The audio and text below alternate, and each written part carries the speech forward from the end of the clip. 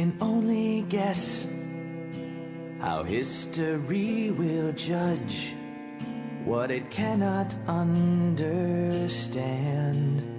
Archaeology can provide them only hints to these artifacts. Take my time in town, and like my father's father, I will tinker with my hands. When I grow up, I'll be an old man. Though I am still burdened with impatience,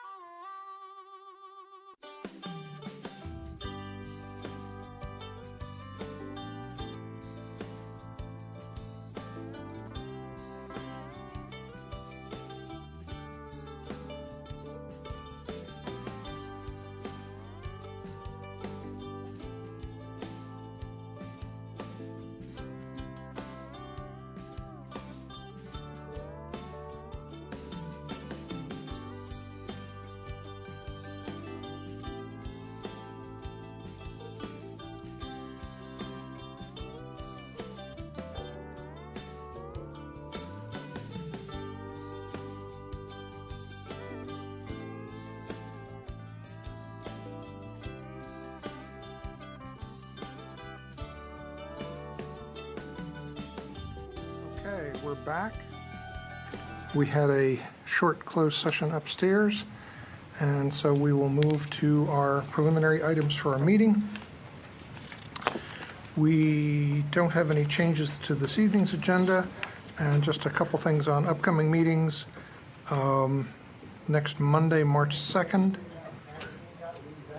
we're going to have some work session discussions of a number of items, including parking adjacent to commercial areas, criteria for evaluation of open space, and identification of temporary neighborhood traffic calming measures to address the Carroll Avenue Bridge closure detours. Then on the following Monday, March 9th, we're scheduled to have a work session discussion with dog park update. And then the following Monday, March 16th, starting at 7, we'll have a presentation which will be an update from the City Board of Elections, and during the regular meeting, a work session update from the Sustainability Manager. So that's just a couple of the upcoming items that might be of interest to folks.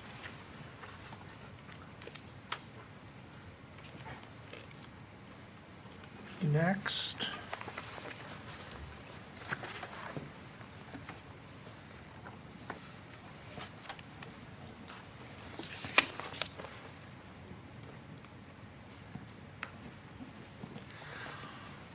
we have with us Sharon Waldvogel, and I think some of her family members and maybe friends or co-workers, and wanted to let people know that I issued a mayoral proclamation last week, which Councilmember Siemens delivered to her on her last day of business, I believe.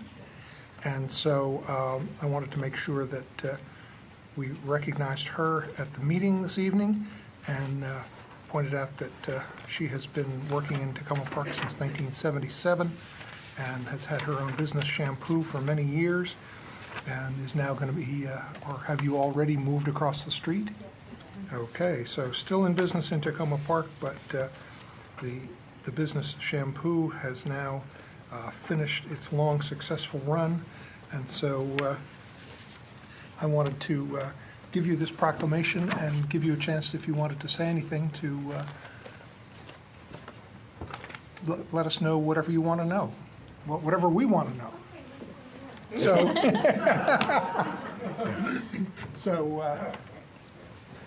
give you this.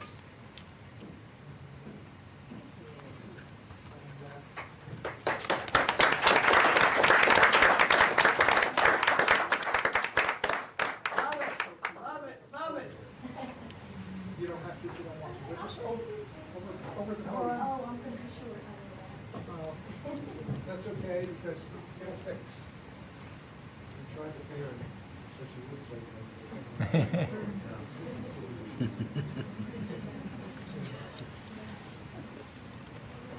I want to thank everybody that supported us through the last 34 years of shampoo.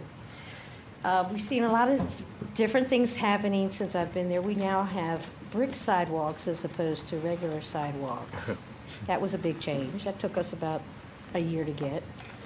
I just have loved this area because we have real people who come to us. We don't have people that are too uppity. We've always enjoyed our clients. We've watched our kids come in who now come back. They're either married or they finished college. And now they're starting a new trend with us at Salon Jam, but they know that shampoo is still with them. We didn't want to go too far because, we've attached ourselves to these people. And, where else can you go and somebody can know somebody you've never met before and you smile and say hi and they say hi back. You don't get that anymore. I hope that we don't lose the fact that we are a small town, but we have good people who are here in it. And I appreciate everybody who's always supported us and who'll continue to support us. And thanks my kids for helping me out when I needed somebody to do the windows. We've tried to help our neighbors, and we've tried to have food banks, and we've had numerous people who've contributed, not just us at Shampoo, but people who don't even come to Shampoo who would drop off food for us. Now, that tells you something about the people who live here. So I really appreciate everybody who came tonight. Unfortunately, my coworkers just got the news a little bit too late, but I'm sure they appreciate it as well. So once again, I hope you'll continue to support us and love Tacoma Park just like we do.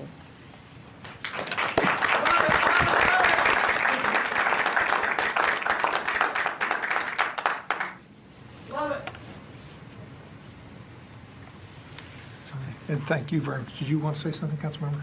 Thank you, Mayor. I also wanted to thank Sharon for her years of business here in Tacoma Park, and especially for the contributions you've made to the community outside your business, through your business, with the donations you've made to various community organizations, but especially the food and clothing you've collected for Adventist Community Services of Greater Washington.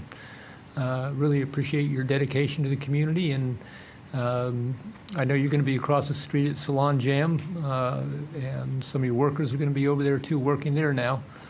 So you'll have, I guess, less emphasis on business, so you can actually take a vacation now and then. And don't worry, we're going to continue collecting food. Even if people have to put it in my car and take it to you, I will continue that. All right, thank you. And you're going to have opportunity for public comments soon? Yes. Okay, thank you. All right. Next, we have an opportunity for public comment on our two voting items this evening, and we'll take them in order. So the first one would be on our agenda item number 1, which is a resolution regarding the Tacoma Metro development. And if you can identify yourself and keep your comments to 3 minutes, welcome. So 2 minutes? 3. 3. Good evening, Mayor Williams, esteemed council members. My name is Joseph Radzavage. I live at 7050 Eastern Avenue Northwest, Washington, D.C. I am your next-door neighbor. The city of Tacoma Park is right across the street from where I live. I live in the Eastern Avenue apartments. I rise tonight to encourage you to support the resolution regarding the Tacoma Metro development, which has been provided by Council Member Seth Grimes. I also would encourage you to consider, if not within the resolution, which would be ideal, at least to just consider in the future asking the WMATA board to really emphasize the public green space on this site. The current proposal for this site as it stands really destroys a significant amount of trees and the green space which is there. That includes both the green space on Cedar and Carroll Street, as well as the green space that buffers the garden apartments on Eastern Avenue. Specifically, I would encourage this council to direct the WMATA staff and the developer to provide the entire open green space along Carroll and Cedar Streets as a park in perpetuity. That's an important word, perpetuity. And provide a green buffer also in perpetuity adjoining the apartments on Eastern Avenue. Right now, the current proposal says, well, we're just not going to build on it now. And that could easily become a situation where in the future that green space could be developed on. What we need, very clearly, legally, is perpetuity protection. Without it, that green space could be destroyed in the future. Further, I would encourage the council to direct the WMATA staff and the developer to provide accurate descriptions of the amount and the location of existing and proposed green space. Right now, it's not clear how much green space will be preserved or what will be done with it. The buffer space, for instance, near Eastern Avenue, they're not even calling it a treed buffer. Will there even be trees there? This is a concern. Further, the WMATA staff and the developer should adopt a green space management plan that includes a tree protection plan. The tree protection plan should include a survey of existing trees and replacement trees of comparable number, species, and sizes. I'll note we have quite a few mature growth trees, some of which I think date to before the WMATA station was built. And we really would like to see those trees preserved. In closing, I'll just add, we sit here tonight in the Sam Abbott Citizen Center. Mayor Abbott was a great advocate for preserving green space, and a lot of the decisions you make and, you know, the political personalities will be forgotten a generation or two from now, but the green space, if protected in perpetuity, will be your legacy. That's a significant accomplishment and really your legacy to future generations. So please keep that in mind. Thank you very much. Thank you.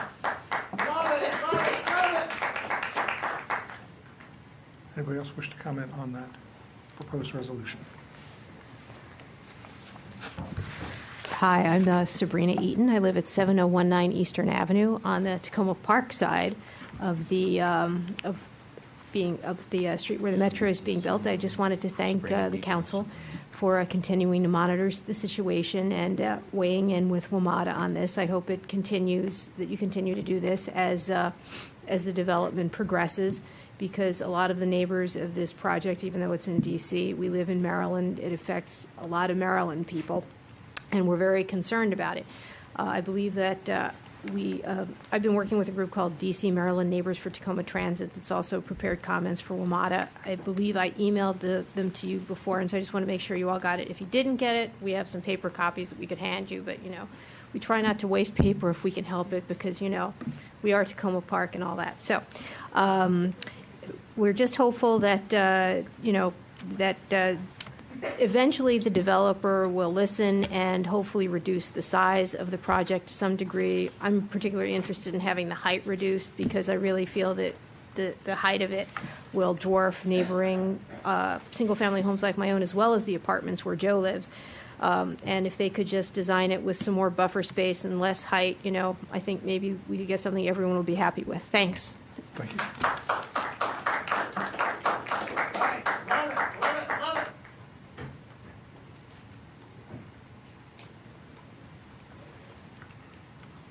Hello, I'm Jeff Luker. I live up on Tacoma Avenue, just not far from the Tacoma Park Metro Development site. I'm an architect, longtime architect rep. Live in the city for over 20 years now. This is a one-time opportunity, and I think your resolution, I support your resolution, but I think that the details of the design are going to be really important to the city. I think that the green space is one item. The committee, the letter that Sabrina just mentioned to you has 8 referenced ideas there that I think can seriously improve the quality of the relationship between the community and the developer as they work on the design. So I think if you look at those 8 ideas and consider them as potential adjuncts or added to your resolution, it would be worth thinking about. I think, so I rise in support and ask you to look at that carefully.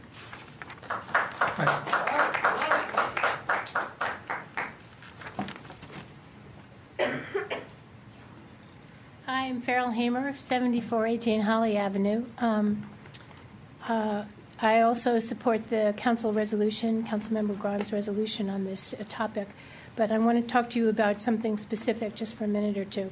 So the letter that we provided to you that we're going to send to WMATA includes a number of issues. And by the way, there, as has been said before, there are people on our group includes people from both the Maryland and the district sides of the metro station, and we'll be looking for more signatories before we send this to WMATA before the deadline, which is March 2nd. The issues are all familiar to you because we've been talking about this for a long time now. The primary issue, of course, is the scale that you've heard about, but also the green space is extremely important. Parking, traffic, and public safety are all issues that are important to us as a community. The process itself, let me just talk about that for a second. It's a little bit of a chicken and egg process because what's going to happen next is that WMATA is going to approve this, but all they're approving is their facilities plan. They're not approving the development.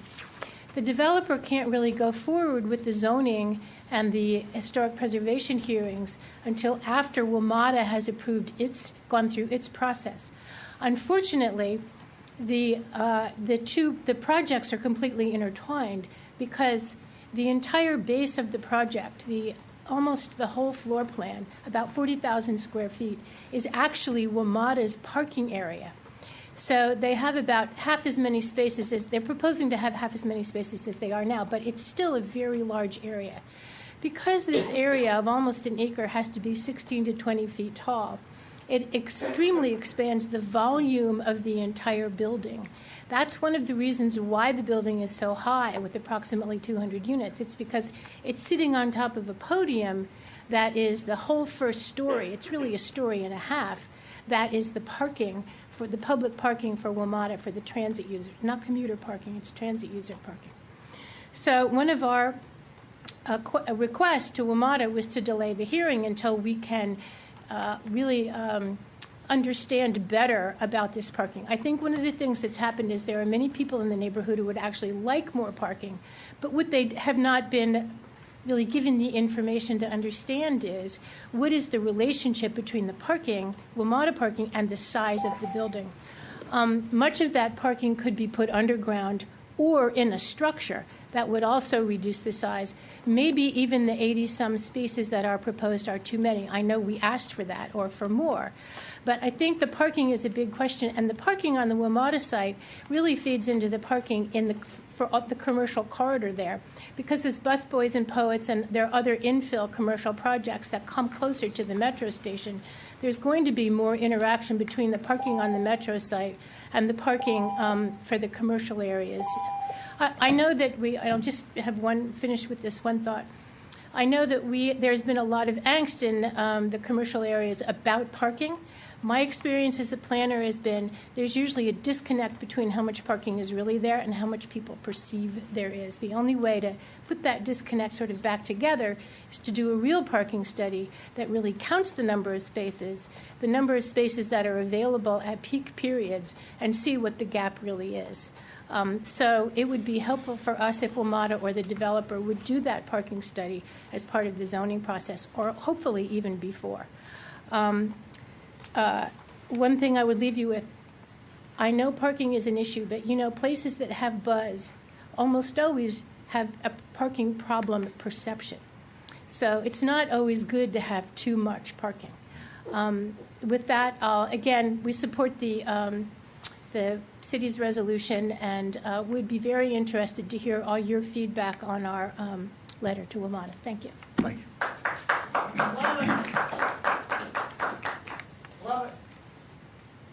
Anybody else want to comment on the proposed resolution?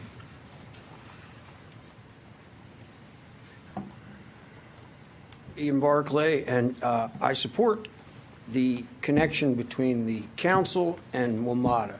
And if we had listened to that old fool Ronald Reagan of trust it but verify, we would have not been dealing with this issue today, because I want to remind everybody that the land that is there in the District of Columbia at the Tacoma Metro site, the gateway to our city, and I'm reminded of what the mayor said several weeks ago about our 125th anniversary coming up this year, that gateway would be in perpetuity.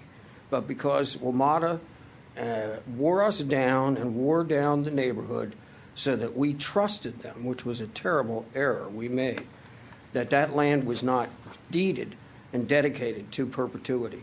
We now come to this conflict with the open space that was in Maryland, that was taken and given for the track bed to be widened up by Montgomery College, because I can remember those trees. There were a lot of trees that were felled. That land was told to us by WMATA, oh, don't worry, we're putting that land back down at the station. And everybody thought, well, that would be nice to have a green station, a gateway to our community, which is a leafed, large tree community. But WMATA lied, as they often are caught doing. I remind everyone of the fact that WMATA entered into a consent decree over what is now Juniper Blair Park along Blair Avenue in the Maryland portion of just close to Jessup Blair Park. And they were caught years later trying to sell off that land, even though it was under consent decree for open space. And they got caught, and of course they said, oh, that's right, we're not supposed to be doing that, are we? And so that's how we got just Juniper Blair Park. And you can look at it. It's a nice little park that the neighbors there get to use from the apartments. So I encourage any and all communication with WMATA, but we must not give in on any kind of green space up there. That's going to be there forever if we allow it. But if we build on it, that's it. That's the end of that. And the gateway that is so beautiful now, and I saw another use of that gateway the other day. I thought I'd seen every conceivable use, from people playing music to having conversation to the whole soup to nuts. But I saw a couple people up there playing bocce, which I think is the correct way to pronounce that. I'm not sure, but it's the game that Italians have been played since antiquities. So that was a moving game of bocce up there, and I encourage you to stay in contact with WMATA and not yield on open space. Thank you very much. Anybody else wish to comment on the proposed resolution? Okay, we'll move to our second voting item this evening, which is providing for an appointment to the Arts and Humanities Commission. Anybody want to comment on that one? Okay, seeing none, we will move to other public comments, which is your chance to provide comments on any item that is on our work session agenda this evening or anything else that is not on our agenda.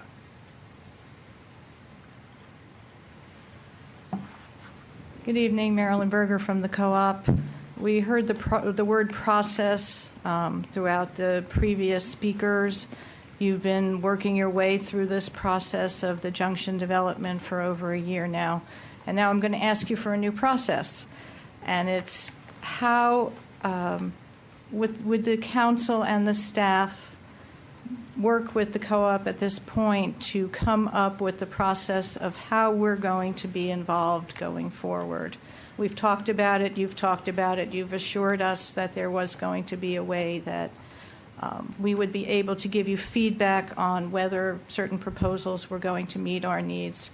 And now, as you get closer and closer to making some of those really important decisions, I'm asking that you meet with us so that we can have a dialogue and figure out how we can cooperate with you and the developers, if that is how the path leads, so that we have something formalized in place now as you get that much closer to the agreement.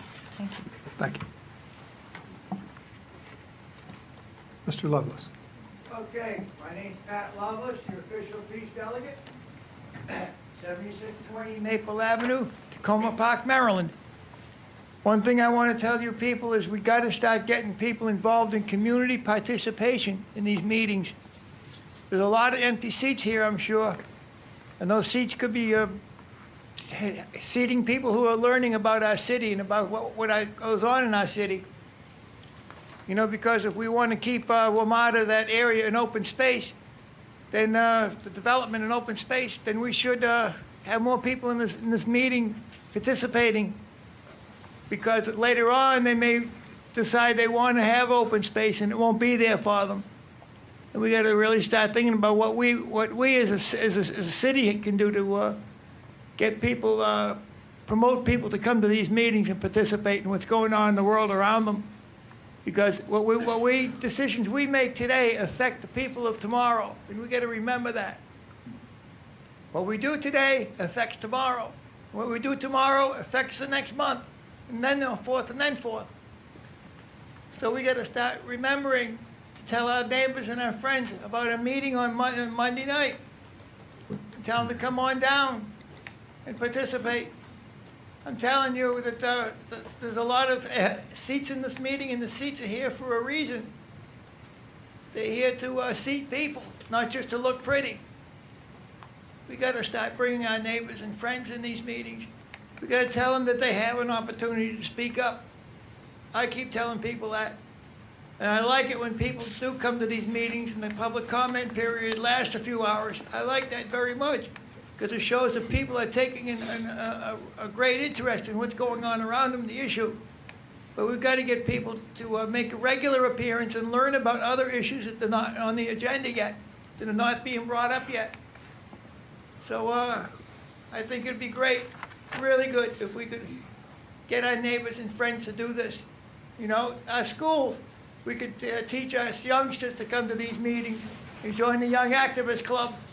They're a group that really have taken an interest in our city, in public participation. So if we can do this and get more young activists in their Young Activist Club and more older activists in our public meetings, I think we can make a difference. Thank you for letting me share. So please, get more people out and get more people active. We can do it. We can do it. Thank you very much. Love it, love it, love it. Thank you. Other comments? Evening, I'm Joe Brown, community activist, close friend of Pat's. I have a request at Tacoma Park that we get some help on Monday nights getting Pat to the meetings. I can't do it every Monday night. Anybody out there watching us, listening to us, please give Pat a call, 240-305-1189, or call me, 240-600-5059. I'm Joe Brown. Second thing, not less important, is the drone situation. Pat, once again, in his comments before the meeting, addressed the city about drones. He's asked the council to address the issue. I've asked the council to address the issue. Other people have come to this dais and asked people to address the issue. I draw your attention to a New York Daily News article on December 16, 2014, just a couple months ago, page 35. Curb drone, it's a danger. New York City needs to enact no-fly zones for drones, according to a Queens lawmaker. City Councilman Paul Vallone will introduce a bill that will ban drones within 5 miles of an airport or close to schools and hospitals. Under the proposed legislation, drones would also be prohibited from having weapons or being used for surveillance. Drone technology is rapidly advancing and quickly becoming more available and affordable. Quote, New York City can regulate drones now without waiting for the FAA to update federal regulations for a tragedy to happen. Well, once he wrote this quote and the paper covered it, the FAA has come down with some regulations. One is they cannot allow FedEx or UPS or Amazon to deliver anything to your front door, like we thought was going to be a possibility. No pizza deliveries can come to your front door, as we thought there was a possibility.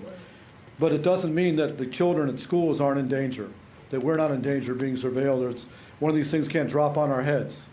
So as some of the great people before you that went and did different regulations here, sitting here, and have a nuclear weapons ban in Tacoma Park, I ask you to ban drones. Yeah. Thanks. Thank you. All right. Love it, love it, love it, love it. Love it, love it. Other comments? Hi, I'm Patty LeBlanc. I live in Ward 2, and I wanted to say something about Sharon and shampoo. And I've been I can't even count the number of years I've been there. Every time I've gone, Sharon is always making me laugh, listening, and always talking about someone who needs some help or how tough things are, and how she's not going to complain or talk about what's happening with her because she's always talking about other people in the community. And I just wanted to make sure I got a chance to say I'm so glad she's still going to be in the community, and I will be able to continue to see her, enjoy laughing with her, and enjoy listening to how much she cares about people. I'm so glad the community decided to recognize all that she does. Thank you.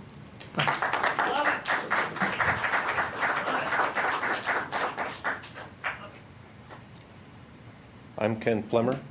I'm the director of Avanos Community Service Center, where those food donations that Sharon collected would come to. I've never met Sharon before, but we sometimes, numbers get a little abstract, but when I look at the amount of food that she collected, that would have provided 33 of the Thanksgiving baskets that ACS handed out in this community. We handed out 850 in the 3 days before Thanksgiving, and your contribution alone would have been 33. Yeah, well, they're not here, all of them, right? So I'm thanking you. You can thank them when they come on in next week, right, at your new location.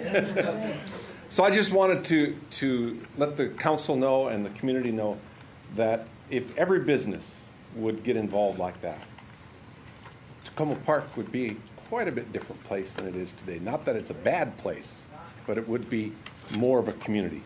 Thanks.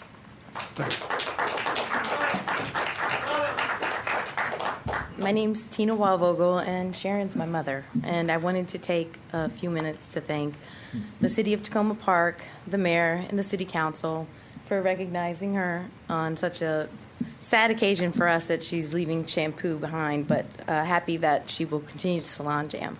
And our family grew up in Tacoma Park, so it's always been part of our lives. So we look forward to being able to still be here and support the community in any way that we can, and look forward to new adventures in her life, and with Tacoma Park in it. Thank you. Thank you.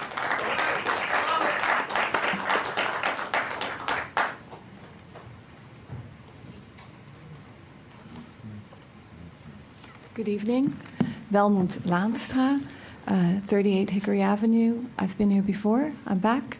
I will be back next time when you have the next meeting about Tacoma Junction, which is why I'm here to talk, why I'm here to address you. I was very, pleased in a way to hear you discuss all the different criteria. I guess maybe a total of 43 that were brought forth at the last open council meeting. There were quite a few.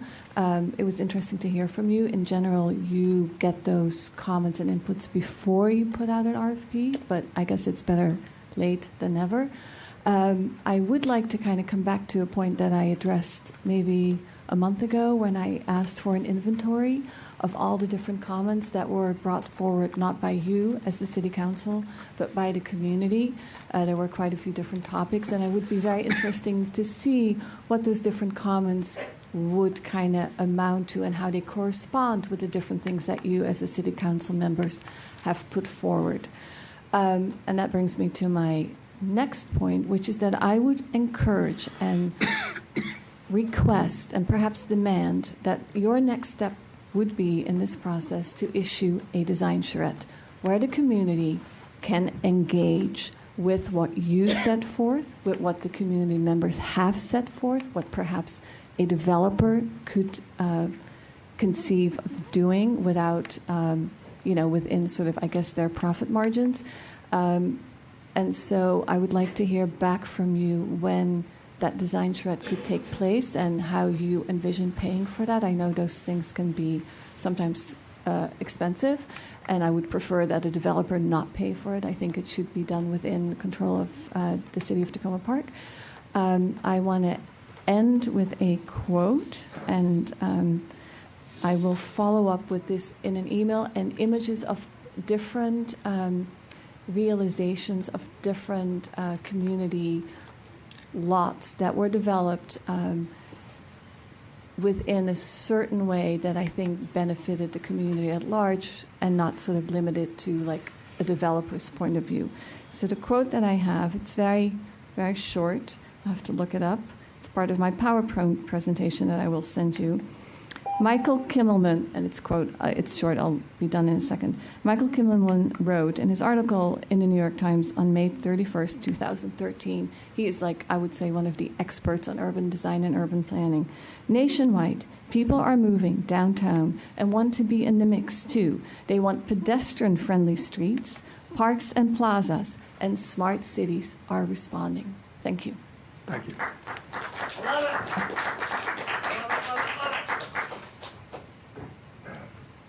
Hello, I'm Frank Wallvogel, Sharon's older brother. and I have to take full responsibility for her owning the shop. I forced her to buy it from the previous owner about 30 years ago.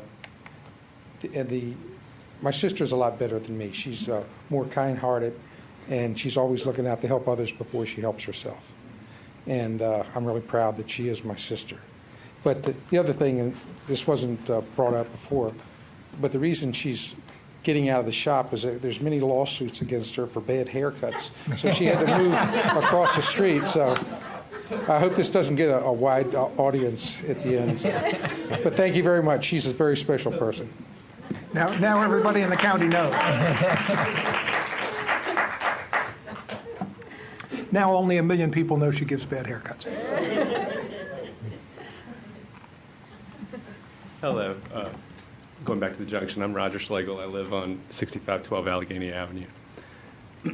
City Manager Brian Kenner, former City Manager Brian Kenner, on January 6, 2014, in proposing the RFP process for the city-owned property at the junction, was asked by Councilmember Mayle why city staff recommended putting out an RFP rather than something, quote, more aspirational. At 1 hour and 44 minutes into the video, Kenner reports that, quote, a few businesses have proactively reached out to us to say, what is the city doing with this site? Because we'd be interested. Kenner goes on to say that he envisions that city staff will be, quote, asking for a proposal from an interested party. Given that the process began this way, I'm not surprised that it has steadily moved toward the likelihood that the city will sell the property to a developer and hope to negotiate for the construction of something that works for the junction and for the city. The task force insisted that the city not solicit, let alone settle upon, a developer without having a clear vision for the junction as a whole. It's not too late to pause this process. Here are 2 reasons why it would be a mistake to choose a developer for the city-owned parcel in isolation without carefully evaluating the larger development dynamics at the junction. First, once you let go of this property, you let go of any viable way to respond to future growth at the junction. Let's assume that somehow a development at the city-owned lot manages to provide enough parking to support that development. What will happen, though, when there are additional developments proposed for the other properties on the south side of Carroll? Imagine someone proposing a restaurant or a school or both for the current Healy Surgeons property. Where will these additional parking demands be met? The answer is nowhere. The wise thing to do with a property that the city already owns in this congested bottleneck of a commercial district is to lock in for the long term sufficient parking to meet the needs of a fully built out, fully occupied junction, rather than scrambling to find that parking sometime in the future at far greater expense. Second, once you pass this property to a private developer, the co-op's future presence at the junction falls further into doubt. Once the co-op is dependent on not 1 but 2 landlords, this doubles the risk of the co-op being priced out by an unaffordable rent increase. If the co-op's continued presence at the junction is a genuine priority, as many have testified, the city must evaluate alternative options for co-op expansion, not just those that are reliant on inclusion in another private development. One option would be that the city sell a portion of its property, free and clear, to the co-op. Another option would be that the city commits to providing a sufficient supply of parking to support an expanded co-op's needs, and then leaves it up to the co-op to expand within, or primarily within, the Turner property. This option might have the added benefit of resolving the traffic problems caused by the Sycamore Side parking lot. By choosing to sell the entire lot to a developer, the city unwisely closes out any further consideration of these possible options. For reasons that may not be entirely clear, this RFP from the beginning emphasized the approach of looking at the city-owned property in isolation. I'm sad to say this, but I do not think this approach is in the best interests of our community. I also believe that once you are aligned with a developer, the developer's interests will tend to dominate, and it will be very hard to back out of the process for fear of discouraging other developers elsewhere in the city. So I urge you to pause this process and take time to clarify the long-term vision for the junction as a whole before proceeding any further. Thank you very much. Thank you.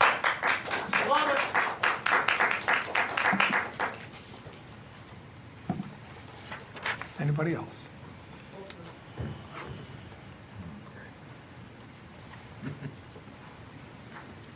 Mega dittos to the previous speaker. And I remind you folks again, for the third time at least, of what John Urciolo, is this John, right, said to you folks back in January, the time he's mentioning. I believe it was that first meeting, but it might have been the one in February, that parking is critical, just as he was saying, and that the overall health of the city, and specifically that greater area up there, is relying on parking. My own council members' feelings to the contrary noted. Parking, the presentation that was made about the crossroads, was it the people, when they negotiate for the leases and the properties over there, first thing they want to know about is the ratio of parking that's available for the square footage that they're leasing. And the lack of parking reduces the overall rent that they're going to receive, and the possibility that they may not rent the place at all. So, again, John said you need to keep that parking. I 100% agree. Secondly, I'd like to point out that, again, going back to what the mayor said several weeks ago about this being the 125th anniversary of the city, that the city's need for progressive, and I use that in air quotes, construction into the future. The most progressive thing of all is to have renewable, sustainable energy. And having looked at that site and sat up there more than once and watched a glorious sunset, and I highly recommend it, that from the city lot on the upper level, you can see a very beautiful sunset sometimes, that there's nothing at all in the RFP about solar siting. And any kind of development that's done on that lot should be something that's conditioned on solar siting. Now, if I was to go and try to sell real estate and put a bunch of conditions on me, the EEOC or somebody like that would come along and say, oh, bad boy, and sue me into the Stone Age. But somehow the city gets away with that. So if you're going to put restrictions, please, like he said, slow this process down. Brian's gone. You don't have to worry about him anymore. Brian got that thing accelerated. This is going to be a once-in-a-lifetime thing. Like he said, once it's developed, that's it. It's done. There's no going back. And it really does need to have a holistic look at the whole thing up there. And in order to get it settled, it should have solar into the basic design, because I foresee, and I think I mentioned it to Seth and perhaps to the mayor himself, that they have these solar banking systems where solar banks and cars are then drawn upon, so that at times when there's peak need, the cars are drawn down, and when the sun is not in need for households and whatnot, it goes into banking in the cars. That would be an ideal site for it. Let's have some vision, some progressive vision for this city in its 125th year. Thank you. Thanks.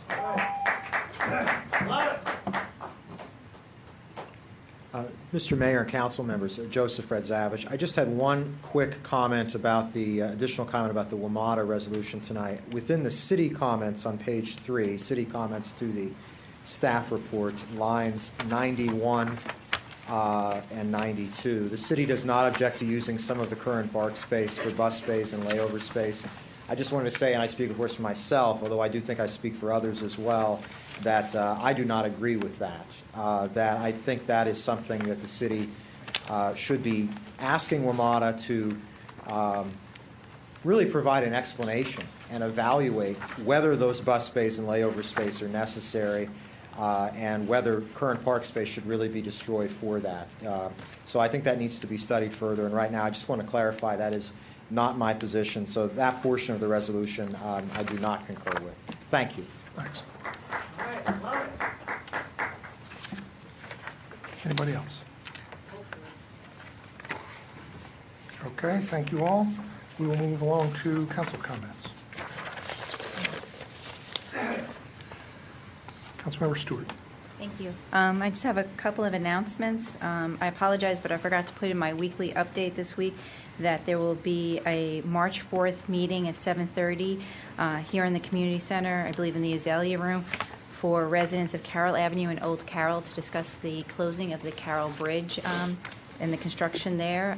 This is another meeting that we've been having with the Director of Public Works. in Ward 3, and we'll be having more meetings in the future, but particularly for residents on Carroll Avenue and Old Carroll, March 4th at 7:30. Another announcement is that on March 8th, it is International Women's Day, and a number of residents are putting together a gathering at Busboys and Poets to celebrate women and girls. Men and boys are also welcome, I am told to remind everyone. But if you'd like to attend, the sharing of stories, poems, and songs at 4 p.m. at Busboys and Poets on March 8th. And then also I'd just like to take a moment tonight to remember Kay Daniels Cohen, a great champion of our city. She passed away a year ago this past week, and I just wanted to recognize that and to remember her as an amazing champion for our city, and to let her family and friends know our thoughts are with them. Thank you for reminding us about that. Other comments from council members? All right, I've just got two quick ones. Reminder, as Ian Barclay has been pointing out this evening, that we're coming up on the city's 125th anniversary, and just to remind people that the plans that are being worked on include an event here in this room on Saturday, April 18th, and then a much larger event on June 20th, which is also a Saturday, out on Maple Avenue, and that's going to involve some music and some kind of a community picnic food gathering. So more details will be forthcoming. I think there will be some information in the March newsletter, but wanting to make sure that people put those two dates on their calendars, again, April 18th and June 20th. And also a reminder that this coming Sunday, March 1st, in this room at 7 o'clock, that's Sunday, it's part of the We Are Tacoma series, and it's going to be the kind of a release party of, I think it's the 5th Azalea City recording label for local artists, and a bunch of them are going to be performing, and I'm sure they'll have the CDs available, and that's always a great opportunity to hear local artists, and it's a $10 donation. Councilmember Schultz. I just reminded myself that I wanted to tell folks that with regard to what's going on in the Crossroads commercial area, as some of you may know, the Walgreens, which was built on University, right at the edge of the city of Tacoma Park, sold that property to a group of private equity company out of New York called Nightingale. It's a 10-acre tract, including the Walgreens, which is now a tenant to this company. We met with the developer, or the developer's representative, about 10 days ago, and they don't have long-range plans for that site, but their short-range plans include what they describe as a dramatic facelift to the old shopping center that faces New Hampshire Avenue and then goes around the corner onto University Boulevard. One of the oldest shopping centers in the state of Maryland, I've been told. Last summer they put on a new roof at some expense. This spring they're going to start with this complete facelift, a new pylon signs to identify the center. They're even looking for a new name for the center to help distinguish it. And they talked a little bit about, without naming names, that some tenants their leases will not be renewed, and some other new tenants are in the offing in the near future. One of which she did mention is a French bakery. So I said, well, do you mean this is a real French bakery, or just one of those pretend French bakeries? And she said, no, it's an authentic French bakery.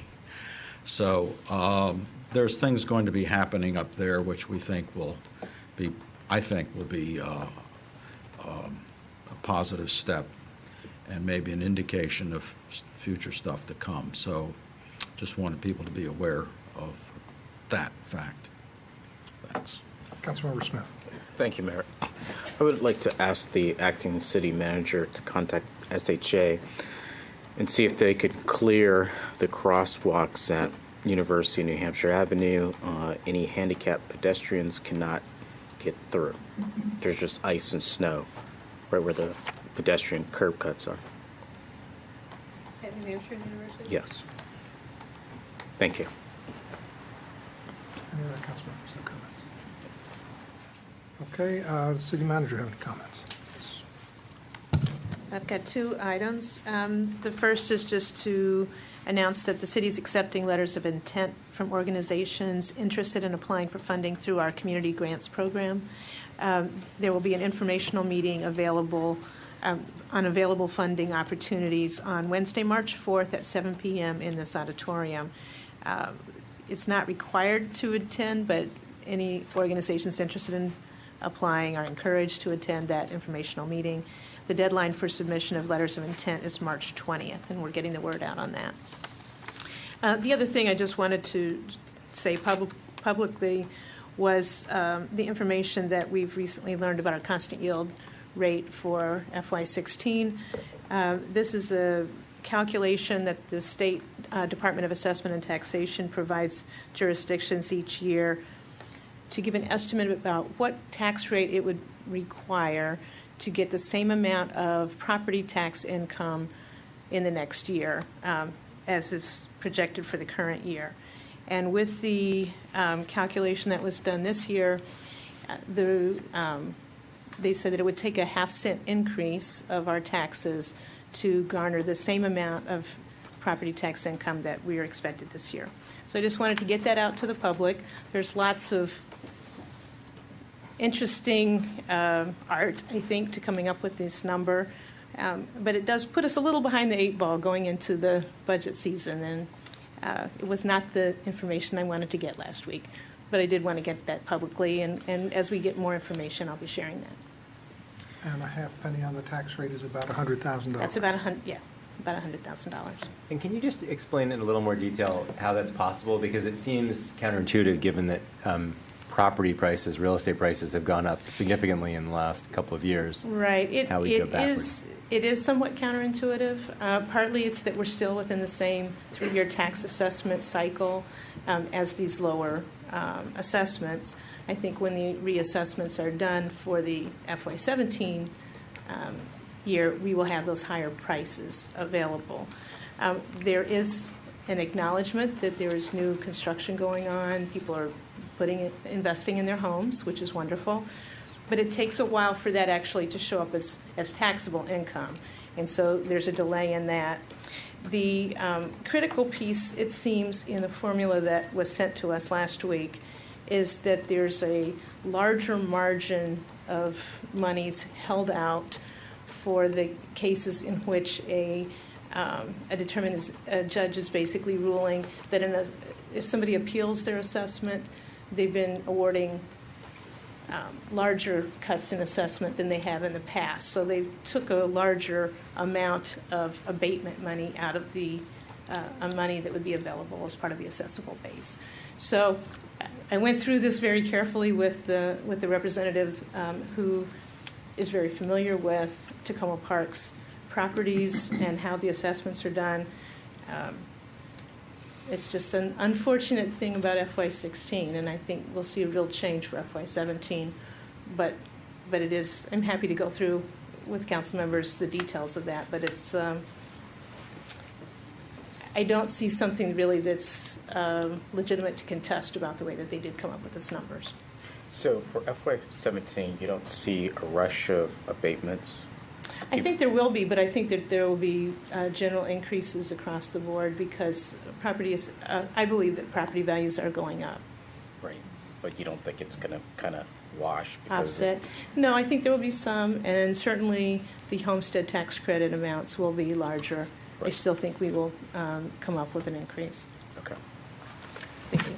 Any news on the hiring of the nuisance abatement officer that the council directed 7 months ago? I don't know today.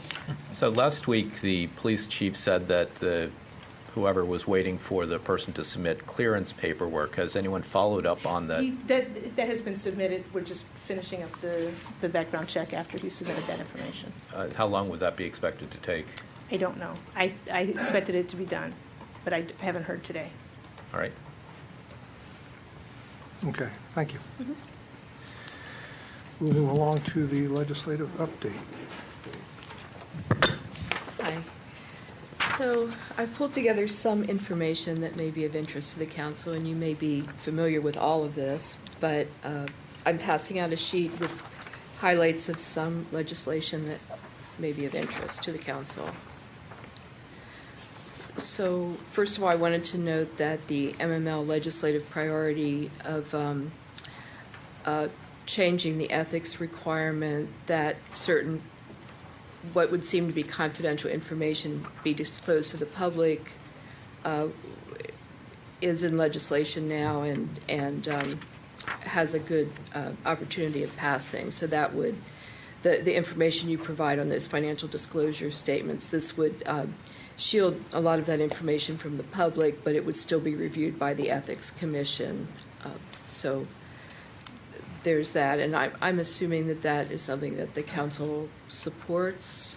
If there's anything that you don't support or do support or feel like you want to take action on, let me know. That we haven't already provided a position on. Right. So wanted to note a couple of environmental bills that, again, I'm sure you're all aware of. There's a fracking bill, an anti-fracking bill. One that relates to composting facilities, which apparently has little chance of passage, but it was also introduced last year. There's a bottle bill, again, and you're on record as supporting that sort of thing. There's a plastic bag ban and fee for disposable bags statewide. There's legislation on that. And then I just wanted to note that Prince George's County is seeking authority to prohibit the use of disposable bags and to charge a fee similar to what Montgomery County is doing. So that'll be a nice, to have it on the other side of the line as well will be helpful. There are two bills on personal property tax that should be of interest to you. One would exempt certain personal property from the property tax imposed by a county or municipality. So essentially, this would, as I read it, I believe it would end up only allowing a municipality to have personal property tax on railroad and utilities, but not on the business personal property. And the second one would, for 5 years, exempt personal property tax for businesses with less than $100,000 in revenue in a taxable year. So both of them would have a potential impact on city revenues. Police body camera bills, there are a number of bills related to that, and Chief Goldberg is monitoring that information, and I'm sure will bring forward anything that he thinks is relevant. There are a number of highway user revenue related bills, and then there's the governor's supplemental budget, which added in additional funds to be distributed for highway user revenues. So, of course, MML is supporting that and has encouraged public officials to be testifying and submitting letters of support on that, on the governor's supplemental budget. And also there are several bills related to the distribution of the fuel tax, and those would also be important in maintaining or growing highway user revenues. There's some interesting bills related to the Public Information Act. Two of them would establish a board, a compliance board on the Public Information Act, and which is fine. One of the bills would, well, as you may know now, when people put in a Public Information Act request, we're required to provide 2 hours of research and gathering of information without charge. This bill would require municipalities in the state to provide 5 hours without charge.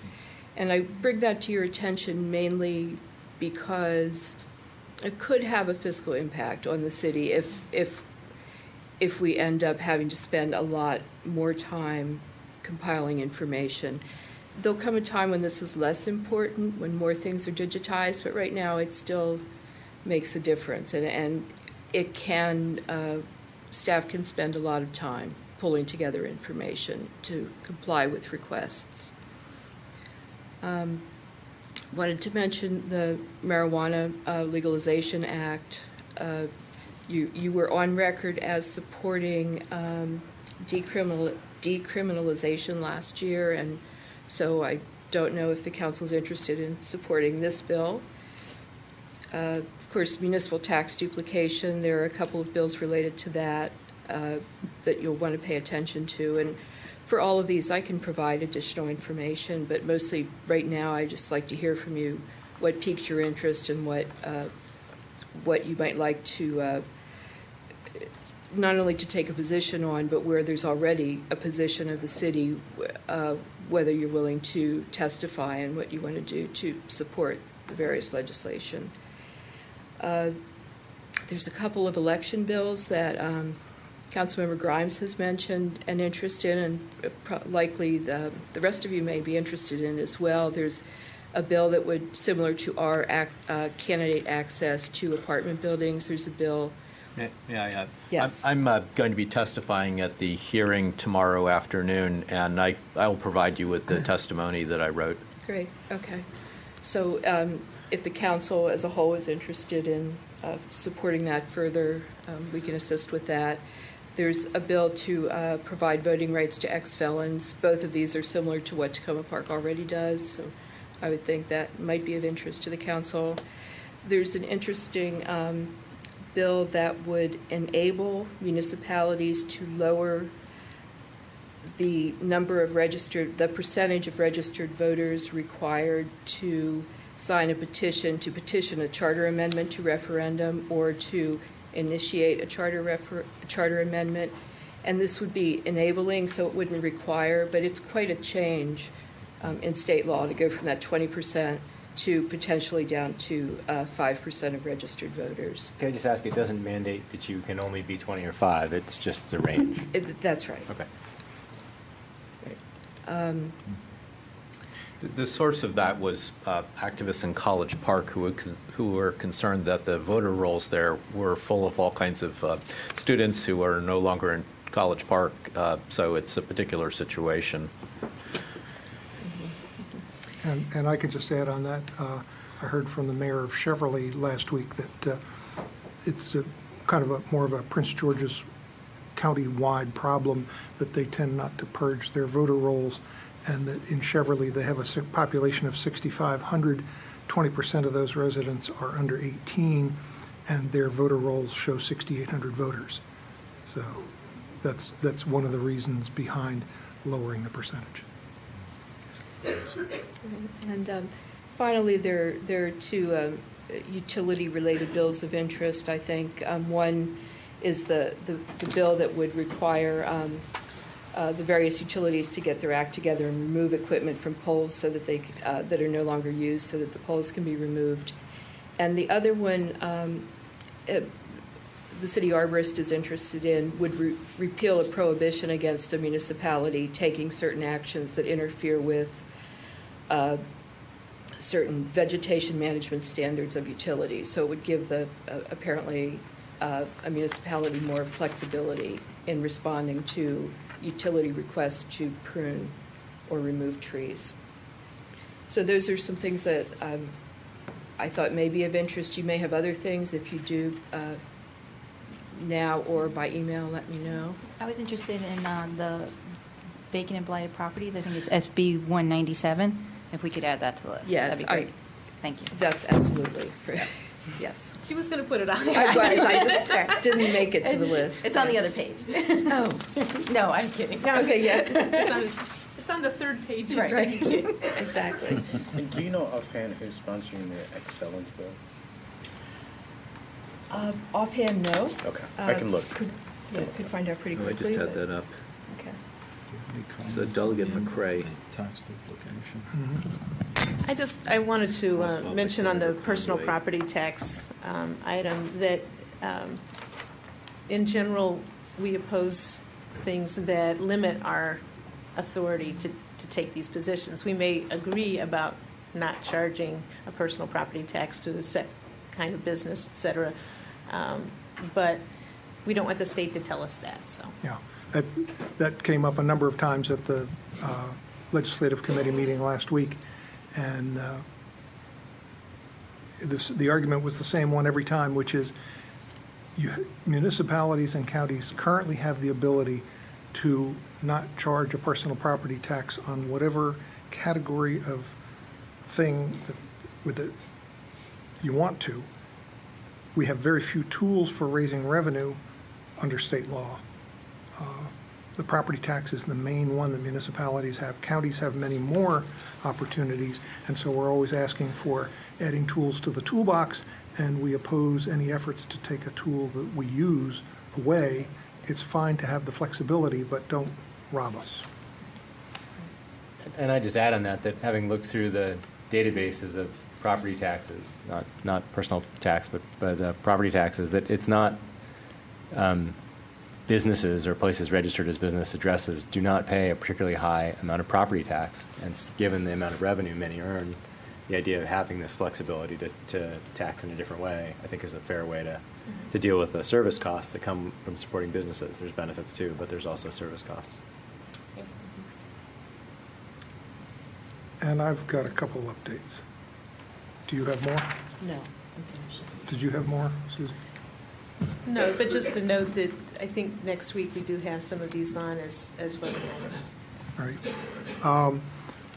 I wanted to give folks a quick update on the city's alcohol bill, which is basically is cleaning up kind of some old language about that comes about from when we were in both Montgomery County and Prince George's County, and then also it's the bill that we asked to have happen, which was to take Tacoma Park alcohol bill, alcohol license possibilities. As the current system is, we have separate licenses for Tacoma Park licenses, and we want to just come in under the regular Montgomery County licensing registration, so that if we wanted to have a particular license available to a business in Tacoma Park, it could be, rather than us having to proactively go to the state legislature and ask to have that type of license included. So I provided testimony on that the last 2 Fridays, and then again today at the Economic Matters Committee in Annapolis. Hearing started at 1 o'clock. I got to testify at 5 o'clock, and that was after the 7 statewide bills heard. There was testimony on those 7 bills between 1 o'clock and 4 o'clock, and then the 48 remaining local bills started at 4 o'clock, and our bill luckily was number 8 in that count of 48. So I'm assuming that the poor last bill probably was testified on right before the legislature went into session at 8 o'clock. It's a horrible way to do business, but they have alcohol day every year in Annapolis, and they put all the alcohol bills on one day. It's a crazy system. And I just wanted to provide an update on a couple other things from the MML Legislative Committee conversations last week. The committee took up 42 bills to take possible positions on, and there were a number of, as the clerk mentioned, a number of the law enforcement bills concerning video cameras, and a lot of those, at this point, the committee decided that they would let the police chiefs committee take the lead on those, with possible coordination with the rest of us as things move forward.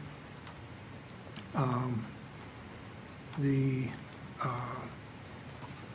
SB 370, which is the Unmanned Aircraft Systems Research, Development, Regulation, and Privacy Act of 2015, would make it so that local government could not regulate drones, and the feeling was that there was a likely outcome of that bill would be a clarification that in fact the states could not mandate any restrictions or allowances on drones, that it was a federal preemption, but the committee did not take a position on that one and wanted to wait and see what was happening with where that would go, whether the state would have any ability to do anything or whether it would only be the feds. There was interest and support for SB 540, which is a bill allowing municipalities to have more authority to create parking authorities and to join various parking authorities together in one. So we were in support of that. There were a number of law enforcement bills emanating from Baltimore City, and they were essentially seen as attacks on the law enforcement officers' Bill of Rights. One of them would have required that municipalities take basically what amounts to personnel records, which show the results of various actions with individual officers, and put them on the internet. So the general sense was that there were reasons to oppose those bills.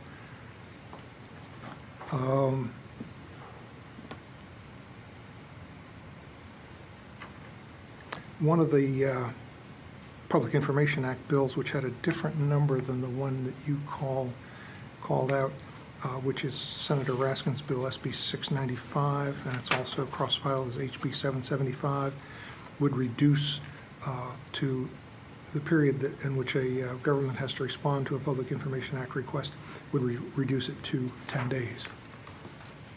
And I think it's longer than that now. Would reduce it to what? 10 days. To respond, but not Yes. to comply, right? But to respond. Yeah.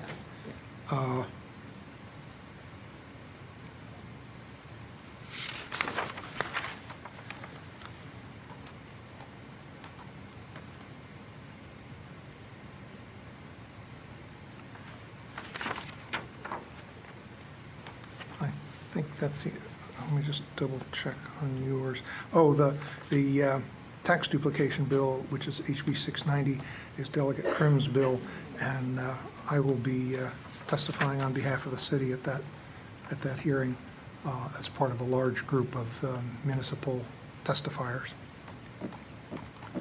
And that, oh yeah.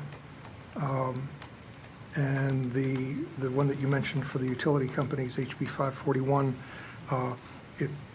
the history on that is that there have been bills in other years to make it required that those extra old utility poles get removed. And it's been a question of everybody saying, well, I did my job and passed it to the next one, and they didn't take care of it, so they remain. And so this is the bill coming back, which was pulled in previous years, to try and make sure that the previous effort was to pull it and say, okay, get your house in order, get things cleaned up, or we're going to come back with a bill and we mean it this time. And this is the we mean it this time, we're really going to do it.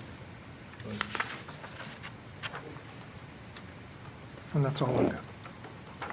Just in relation to that, I guess the clerk could ask for our indications of things we're interested in, and obviously you flagged things that I think are probably, many of direct, specific interest to the city, and others that may be more indirect. But I guess wherever our comments would be helpful, so if it has a chance of influencing passage in either or both chambers, then that would be where it would be more appropriate for us to comment. And I remembered one additional thing, which is that when I was in Annapolis today, I had a chance to talk with our lobbyist, Michelle Douglas, and she had some concerns about some comments that she had heard from some individual legislators last week as they were getting briefings on the budget and the governor supplemental, which put in the money for the highway user revenue increase to get municipalities back where we were last year. And there were some additional arguments about, well, gee, local government is getting, we're going to try and fix the education funding that is, from the legislator's viewpoint, getting shortchanged in the governor's budget. And so the efforts are to fix that. And so it was kind of a broad sweeping statement of, you locals are getting the education money fixed, therefore why are you being greedy about the highway user revenues? And this was seen as indicative of the fact that there are so many new legislators, particularly in the House of Delegates, who don't have the history to understand why the municipalities are different from the counties. And it was kind of going back to square one, where the counties basically threw us under the bus on highway user revenues a number of years ago when they wanted to make sure that they got the funding for teacher pensions. So there is a renewed sense that we need to talk with as many legislators as possible, particularly new ones, and we have a couple of those, that we need to make sure that they understand that the counties and the municipalities have different issues about, in particular, highway user revenues. Otherwise, we may find that we're in a position of losing that additional money that was put in the supplemental. So any chance you get to talk to any, in particular, delegates, in particular, new delegates, have that conversation. Question. On the bill with regard to, where is it here, redeemable beverage containers, do we have a position on that? Because I know a couple years ago we were opposed to it because it would be disruptive to our recycling programs. Wait, is that correct? Yeah? Yeah, Maryland, MML chapter opposed the... But the city wasn't opposed. But the city went on record last year. Over my objection. But the MML chapter was strongly opposed. That bill has changed each year. It started out a disaster. It's gotten better each year. They're still making it better. I'm not convinced they've made it totally good yet, but it's a whole lot better. Okay, would we want to take a position on this, or would we rather just let it ride for another year or so? It's an innocent question because I don't know anything about the current bill. Right, well, last year you did take a position in support of the bill from last year. I don't know how they differ. I guess we could look into that, Yeah, but. I kind of remember, but if I said I'd get it wrong, so if you want, I can go back and look at my notes and send you some information in case we Sure. want to do anything. That was helpful. Yeah, okay. Okay.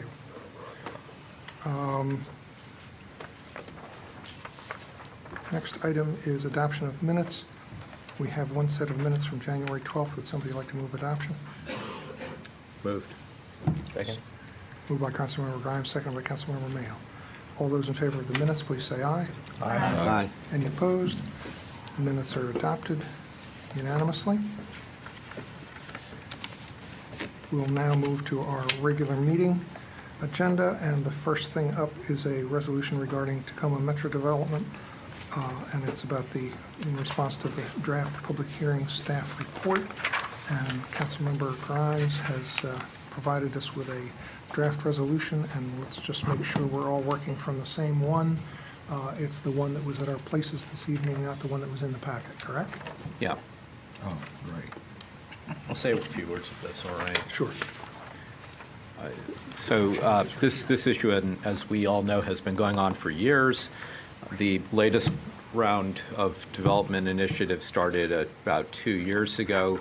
The process has progressed to the point where the WMATA board passed a resolution approving a amended joint development agreement with developer EYA, actually with a subsidiary, back in March, and directed the holding of a compact public hearing, which took place in June. Many of us here attended and commented, the mayor and I did. And then staff at WMATA came up with a report on the public hearing, as they were directed to do. The WMATA board, first the real estate committee, and then the full board are slated to consider a resolution accepting the staff report on the compact hearing in March. In the meantime, the WMATA has invited comment on the staff report to be submitted by March the 2nd. So this resolution is an envelope for reiterating the city's position as expressed in late 2013, reiterating the position and an envelope for delivering comment on the staff report, which I took the liberty of drafting. I ran this idea of a resolution by the council a couple of weeks ago. Drawing on my understanding of the city's prior positions, I tried to stay as close as possible. I think I succeeded, I hope I did, to the city's already established positions without introducing anything new, and giving members of the public the opportunity to comment on what I was doing. I do apologize that the actual comment document came very late. It involved some effort to put it together. I do have a few minor revisions to it based on information that I learned only today. But to me, this is a document that answers the WMATA board's invitation to submit comment on the staff report in a way that specifically addresses the staff report and reiterates the city's positions on the development. You've heard about the positions from members of the public who commented here today. They really center on two things: the height of the building and the buffers and green space associated with the building. There has been improvement in the design from our point of view, but I would characterize that improvement in the design as making a design that is not true transit-oriented development better rather than making it good. So there's still work that we would hope would be done to improve the design. There are certain keys to that. I think that in prior discussions, including our prior resolution, we identified the volume of residential parking at this development as a key. If you reduce the amount of residential parking, not only do lower the developer's cost to build the building, you also boost the transit ridership in the building, and you likely decrease the traffic contribution of new residents to this building, noting that the building is directly next to a transit hub. So that's all contained in the resolution and the comment, and I'll stop there. Councilmember Schultz. The question that I have is kind of to ask why, if it really is necessary to go the route of having yet another resolution to achieve what we're trying to achieve with WMATA. We just heard tonight, or received earlier today, the letter that Ms. Sabrina Eaton outlined for us and others a few minutes ago, which has a number of good ideas. And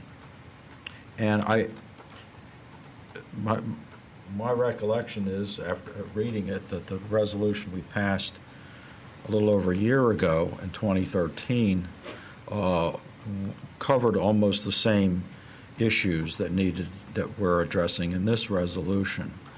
And my concern is that the resolutions are fine for establishing our point, our major policy position, but each time EYA comes up with a different version, I hope we don't have to go back through and issue another resolution with a lot of whereases and stuff like that. And I'm just wondering if it doesn't make more sense for us to encapsulate what's in all these whereases in a letter, at the same time also adding in some of the guidance that we received from the group that spoke to us tonight, who lives on Eastern Avenue, and that, so that we can be a little bit more flexible in our communications with WMATA. I mean, this just seems like a very when you got umpteen whereases as we have here.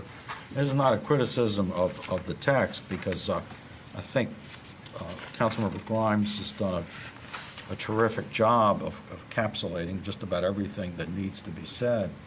But it just seems to me that basic correspondence could be maybe more effective than a resolution. And I will support this tonight. It's not a question of my saying I'm not going to support it. I'm just looking at what might be the best vehicle. So if I may respond, please. The immediate, and I mean immediate in time, precedent for this approach to commenting on an external body's official document is the resolution that the council passed only weeks ago, transmitting comment to the Maryland Healthcare Commission about Washington Adventist Hospital's application for a certificate of need to relocate to White Oak. So the form is the same. A resolution served as an envelope for comment put together by the city staff, in this case, working with the attorney that the city has retained to help us. So that's answering one point, that it seems this is the appropriate form for delivering comment. A second point is that I think that the developer UIA has probably done 6 or 8 modifications to the design in the time since October 2013 that we last passed a resolution here. But more to the point, it's not just a matter, we haven't done a new resolution each time there's been a modification to the design. But more to the point, there have been very material changes here, or I should say material events here. Number one, the WMATA board did pass a resolution in March of 2014, which of course was not reflected in the fall of 2013 resolution, approving the joint development agreement. So our resolution in the fall of 2013 called on the WMATA board to delay adoption of the joint development agreement. That's no longer operable. So a very substantial element of our 2013 resolution is no longer operable. Specifically, also, the compact hearing took place. So there are new facts here. The situation is not the same as in the fall of 2013. The new facts are the approval by the WMATA board of the joint development agreement, the holding of the public hearing, the issuance of a staff report from that public hearing, and a very specific invitation to comment on the staff report. So again, this serves as an envelope for delivery of our comment on the staff report. And then further, the comment, I think, is just too voluminous. What's the word? Voluminous to include as whereas clauses. I'm sorry, as resolved clauses in a resolution itself. Councilmember Smith. Thank you, Mayor. I appreciate Councilmember Grimes' effort in putting together this resolution, but I have to concur with Councilmember Schultz. I think that our position would be better presented by transmitting a letter signed by Councilmember Grimes and the mayor stating our positions. I know things have changed, but I don't think there are material changes yet. I think the time where the council should issue another resolution would be when the project enters the planned unit development phase. By us issuing all of these resolutions, it just seems to weaken our position. It just shows, it just appears that we just have the time to take up anything that happens with the Tacoma Metro development, rather than we could send a letter. I think that it would hold as much weight at this point in the process. The other thing is the difference I see with the con for the Washington Adventist Hospital is that's the final process. The comparable would be the Tacoma Metro development would be in the planned unit development. We're not at that process yet. So I would, like Councilmember Schultz said, if need be, I would support this, but I think it's the wrong avenue. Councilmember Mayo. Thank you, Mayor Williams. I guess I have a general, I'm happy to have us do another resolution. I have just a couple of questions or comments. We got, or there is, a reduction in the number of parking spaces from the previous proposal, and yet and it was, I think, a 30% or more reduction, and yet we're still asking for more. So I think if we're going to ask for more reduction, we should define what the number is. The additional comments note a minimum that's established, and this is still 3 times above the minimum. But I don't know enough about the policy behind and the guidance behind when the minimum versus when twice the minimum is appropriate to know what should be done here. I just say currently the draft comments also reflect maybe there should be no residential parking at all.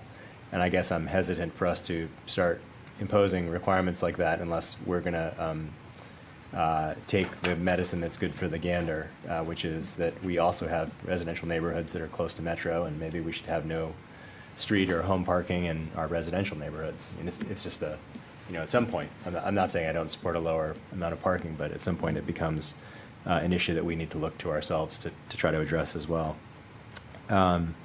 We had a bit of a discussion about underground, and I don't know if, and I support the concept of underground parking overall, so if we wanted to discuss that further, I'm happy to do so. But I just wonder if it isn't a big ask at this point in the process. That's a question, though. That's not I just don't know, because as we have noted, as Councilmember Grimes has noted, and as our various statements have noted, this is still a complex process with many different boards, commissions, et cetera, WMATA involved in the process. So it may still be appropriate to talk about underground parking. I guess one question I have based on the parking is whether we have a significant number of residents who would be unhappy with kiss and ride involving elevators or other, not direct drop-off. It doesn't mean we can't get them used to it, but just whether that's a component of the feedback we get. With regard to the green space and the buffer between the other building on Eastern Avenue, as well as the more open green space, grass green space on the other side of the building, again, I think we should just be specific about exactly what it is that we want. If 30 feet isn't enough, the design has 30 feet along the driveway and then loses a significant amount of the current treed green space at the back of the existing building. Is that what we're more focused on, or is it more focused on the vegetation along the strip? And I think to one of the commenters' points, we may be better off if we sought rather than width.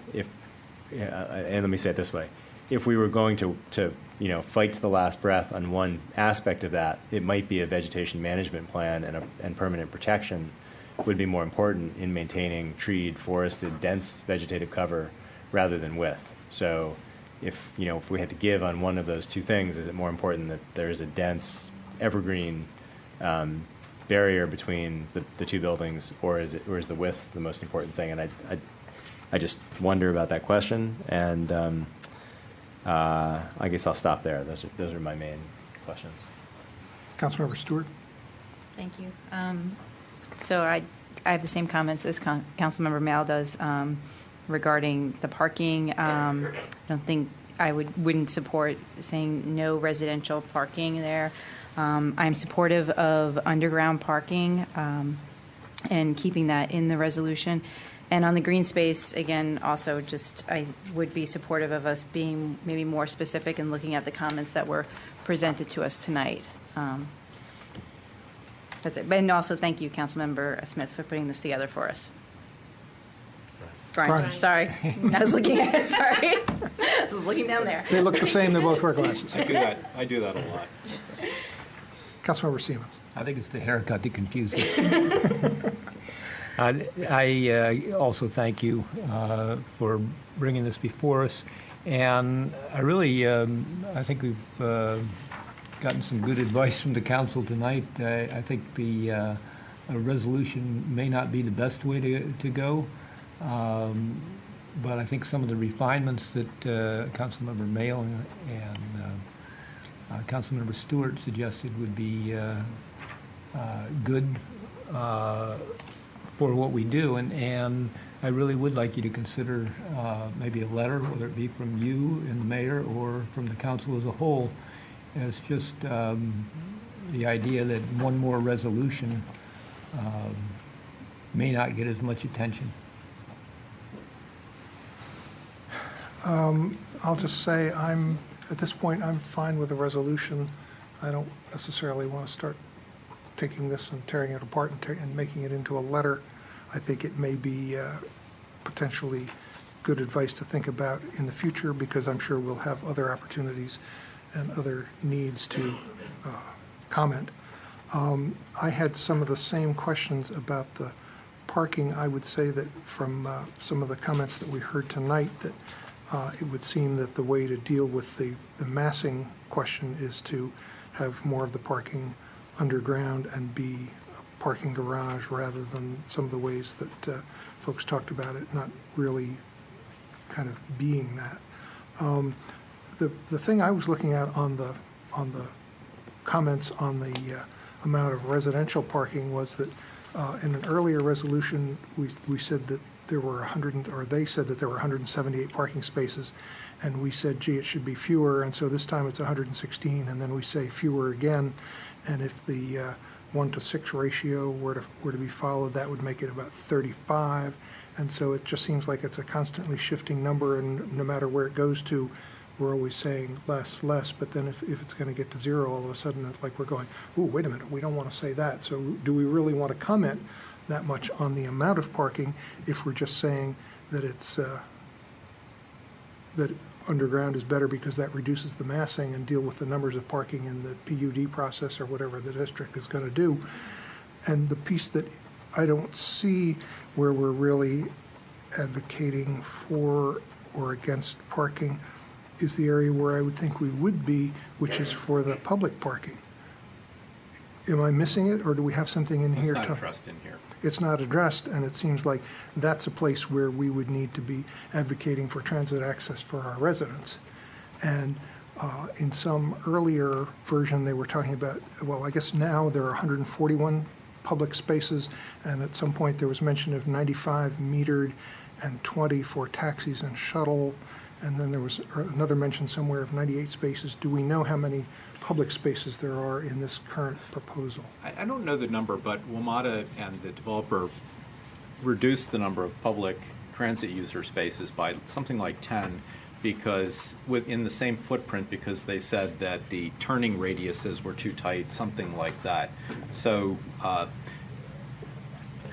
I have two responses. One is I hear members of the public who are advocating for reductions in the number of transit user parking spaces, and that's not something that I've surveyed my constituents systematically on in any way, and it's not a matter that the public, I'm sorry, the city has actually addressed the number of transit user spaces previously, advocating that the number be maintained.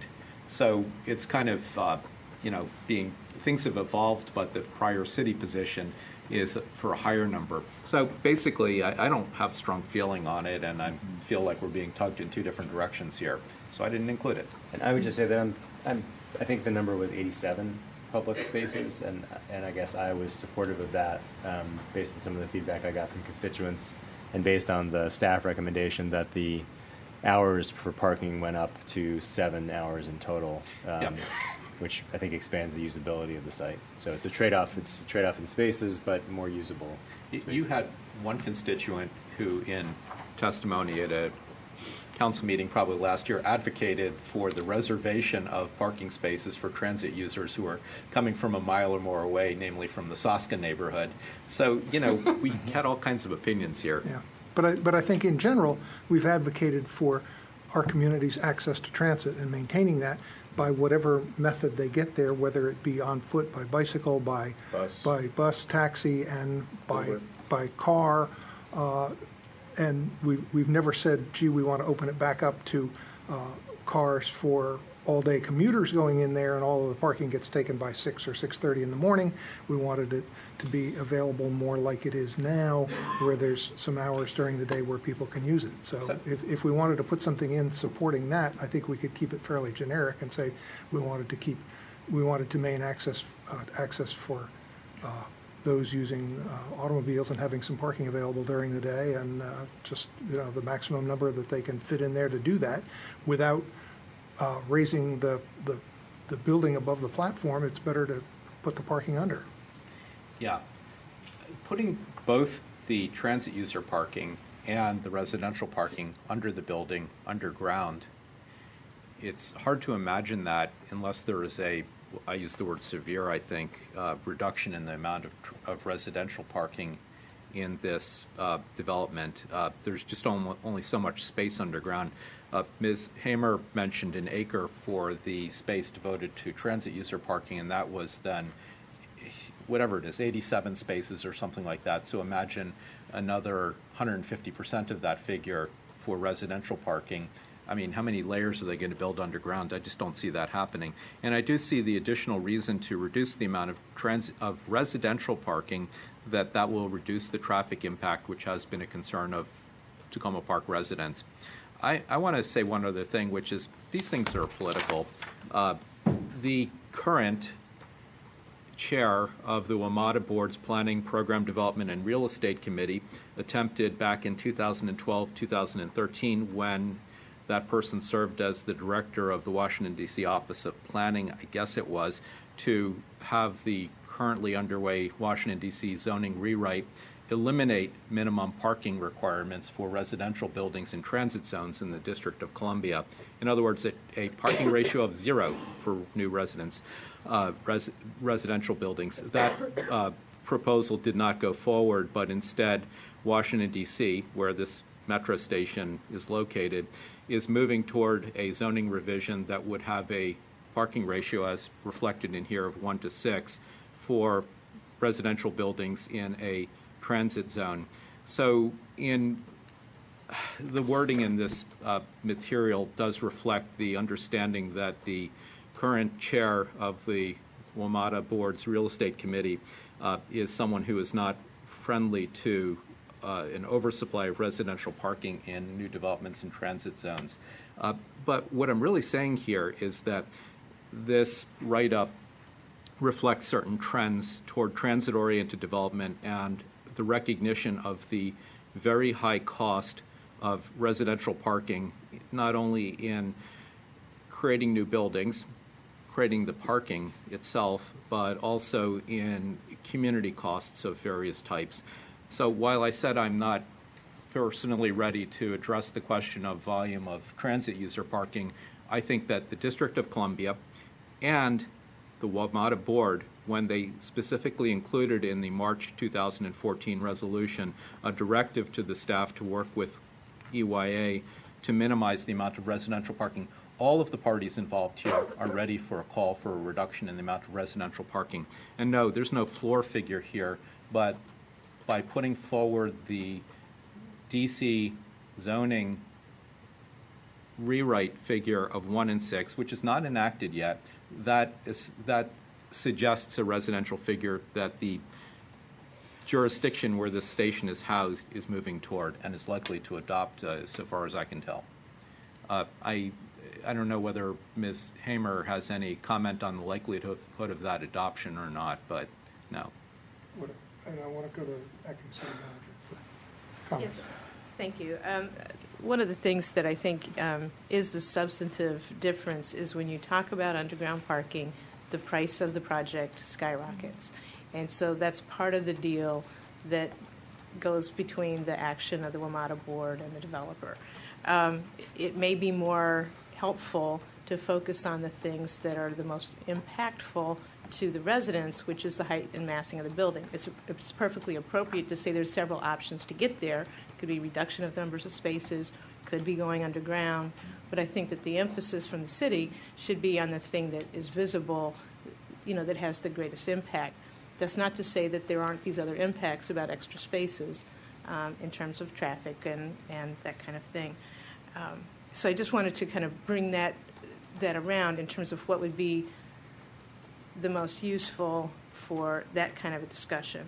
The second part of this is that as it goes into the PUD process, that's where all the trade-offs happen. There's going to be, well, we want to have a little bit more of the green space between the building and the apartments, or we want to, so that there will be a whole series of that kind of negotiation that is still to come, and we will be weighing in on those. And so there may be a point where we don't want to be overly specific in the resolution about some of those points unless they're really essential to us, knowing that, we're going to have to see, does getting more space between the two buildings mean that the building then goes up higher? Those are the kinds of things that, we'll end up commenting on, I'm certain, as this moves forward. So I just wanted to give the cost issue and kind of the likely next steps. traffic. I got a question. Do we know if the parking is a revenue line item for EYA or WMATA?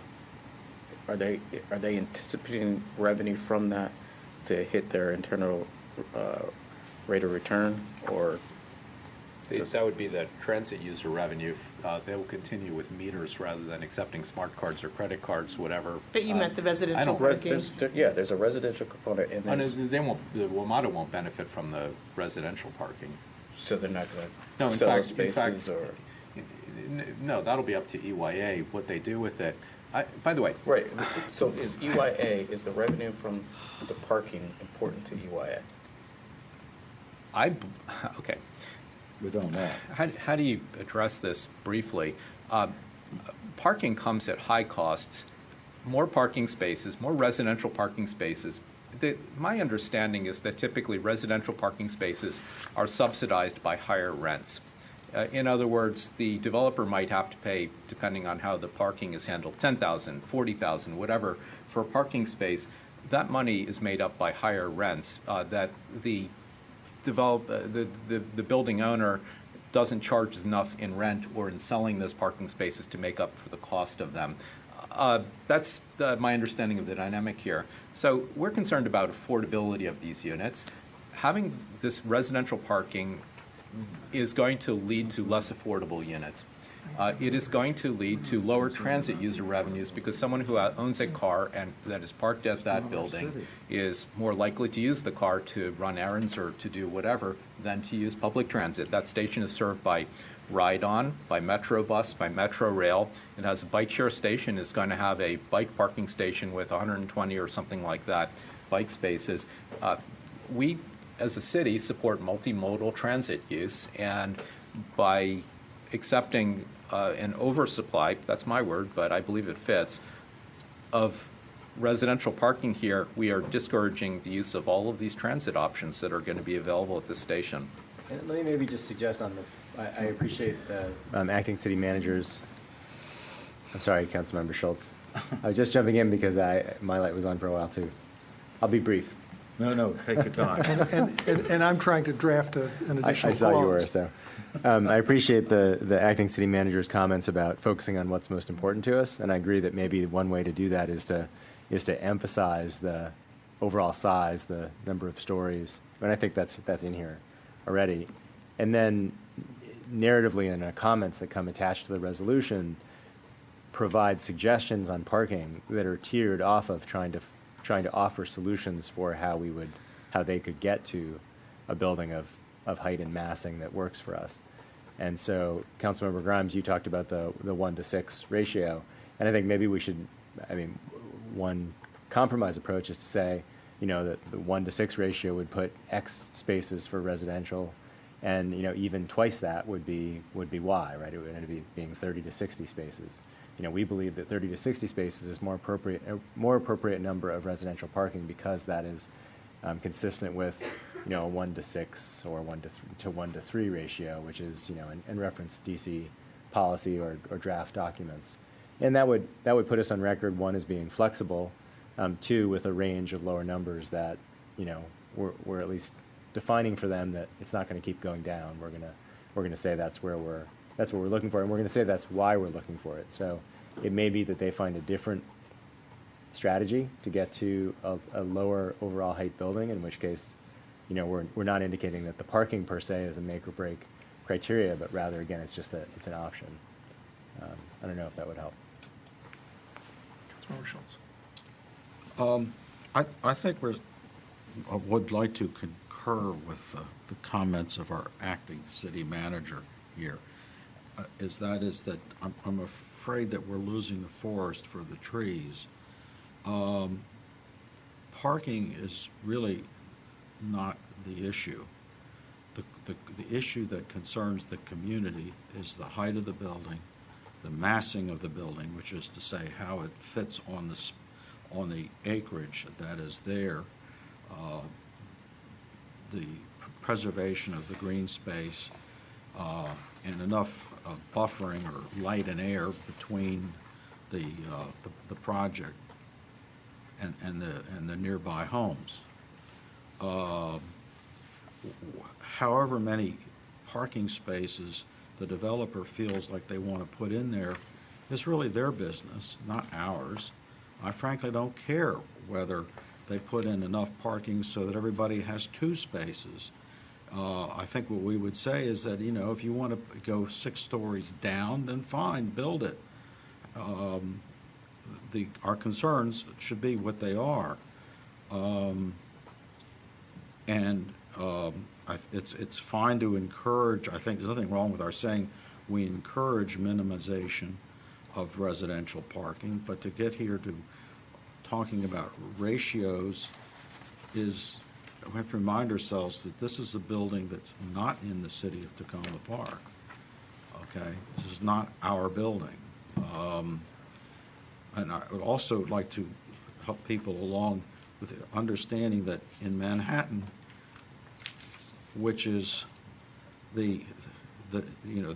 for me a guidepost, because if something can be built and there's a way of life of people to happy and survive in the city of Manhattan with all the costs and the high densities and all that, then if it can be done there, it can be done anywhere from an urban design point of view. And there's no large residential building built in Manhattan these days that does not provide a lot of parking for its residents, because people that can afford to rent and can afford to buy condominiums, if they want parking, they're going to pay for it. And so they build they build the parking in. So the idea that we're going to have apartment buildings in Tacoma Park or in and around Tacoma Park that where parking is sort of a bad thing. I mean, I don't understand where we're coming from on that. It's not. I mean, if we want to debate philosophical city planning issues, fine, but let's not do it here. The other thing that was Councilmember Grimes talked about affordability of these units, and that these units are supposed to be affordable, and that's news to me. It may be news to EYA. Again, this is not a City of Tacoma Park building, and EYA is going to build a project and price the units as they see fit. If it turns out to be affordable, fine. If it doesn't, well, that's fine too. Frankly, the units that I've seen in the new building that's just opened, Tacoma Central, there's nothing affordable about those units. And I didn't hear anybody arguing that those had to be affordable. I didn't hear anybody arguing, oh, we shouldn't be building underground. We shouldn't have too many parking spaces there. What we were concerned about was that it would be an attractive building, that it would have retail space on the ground floor and things like that. But so I'm not sure why we're concerned about affordability there. There's plenty of other places that people get to live in our community that are going to be far more affordable, but they won't be right on top of the metro station. I don't think you can have both. At least it would have to be a very big building in order to do that. So I just think we need to be focusing on the things that, from our point of view, are valuable and important, and that's the overall height of the building, the massing of the building, the positioning of the building, and as was said in the letter that Sabrina Eaton and her colleagues prepared, also how the building sits on the ground and its access from the ground so that the ground level works in unification with the adjacent streets and people can get in and out of the building. We don't need to have, as has been said, we don't need to have a building built on top of a platform in this city, because that would really be antithetical to the kind of urban design that we all cherish. Before I go to Councilmember Stewart, let me just say that after she makes some comments, I have a proposal for how to modify the resolution in hopes of moving this forward. Councilmember Stewart. Oh, I just wanted to clarify the point that the acting city manager was making. In terms of the resolution language we have in front of us, do you feel it doesn't emphasize the height issues and the massing issues? No, Or I think the way it's written, I think it works it's fine out. in Okay. that. But when I was hearing the conversation, Is you didn't want us to move towards? Okay. was going a little bit more and more, and the more that we can focus on the things that do have the most importance to us, the better. Great. I just wanted to make sure that, because I felt like the way the resolution was written now did focus mostly on the massing and talked about the underground parking, but that issue was not overtaking or overshadowing the other ones. So I would say that for the most part, other than just coming back to the issue of the green space in the resolution language and whether or not that should be more specific is really the only issue I have left. It's in the comments more specific, and that's just, I didn't know if in the resolution we wanted it. We talk about the buffer zone, but not specifically in the resolution language, the protection of green space. So other than that, I'm fine. Okay, I was going to propose some language to add. I kind of slotted it in as a resolve clause, and my language is, the city has always advocated for adequate access to transit facilities and wishes to continue to see the maximum number of on-site parking spaces available for transit users. And then I was thinking about getting into the whole conundrum of what the on-site parking is for the building, for the residential spaces, and I kind of tentatively drew a big X through the two whereas clauses that start at line 50 and end at line 62, because that's where it all gets into the number of units and the parking ratios, and that's something that, as long as we have the continuing language that talks about following that with the over-provision of residential parking in an above-ground structure leads to overly large buildings that could be reduced in size if the parking were located under the building below ground. So that kind of gets at the massing issue. So we've addressed what is important to us. And just, I wanted to make a quick comment to follow up on what Councilmember Schultz was saying about the issues about the massing and things for the near neighbors, and it's the continued access to the transit facilities by other users, including those in Ward 6, who aren't necessarily going to be looking at the building that much, but want to be able to get to the metro. Exactly. So I would propose that as some changes to something that we have not moved yet. And so you're proposing cutting lines 50 through 62? Yes, and adding the additional resolve clause. Councilmember Grimes. Let's see.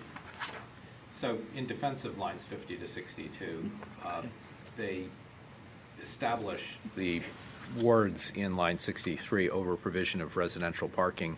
And in response to what Councilmember Schultz said about this being in the District of Columbia, and in response to, I think it was Councilmember Mail said about not actually having a parking target number here, specifically the number is based on, the parking discussion is based on the DC Office of Planning and on the WMATA board resolution. And so we are respecting that this location is another jurisdiction by referencing the parking trend in that jurisdiction and not trying to impose our own idea here of how many parking spaces there should be. So as I'll repeat myself to summarize that, the lines 50 to 62 establish the next whereas clause, and they do specifically acknowledge that the parking direction is coming from Washington, D.C., and from the WMATA board in their earlier direction to staff. Let me see if there was anything else. The green space, I'm certainly sounds fine to try to make something specific in here about that. I don't have any particular words in there, and well, I guess that's all I'll say. Oh, but yeah, just finally, back to the residential parking. The idea is to suggest a way forward for the things that we care most about. Once again, the height of the building and the amount of buffer space, and that way forward is through the reduction of parking. So while I did articulate reasons that a reduction in residential parking is desirable in itself, the main purpose of this reductions being written up in here is to support the reduction in the height of the building and in the amount of green space that would be taken.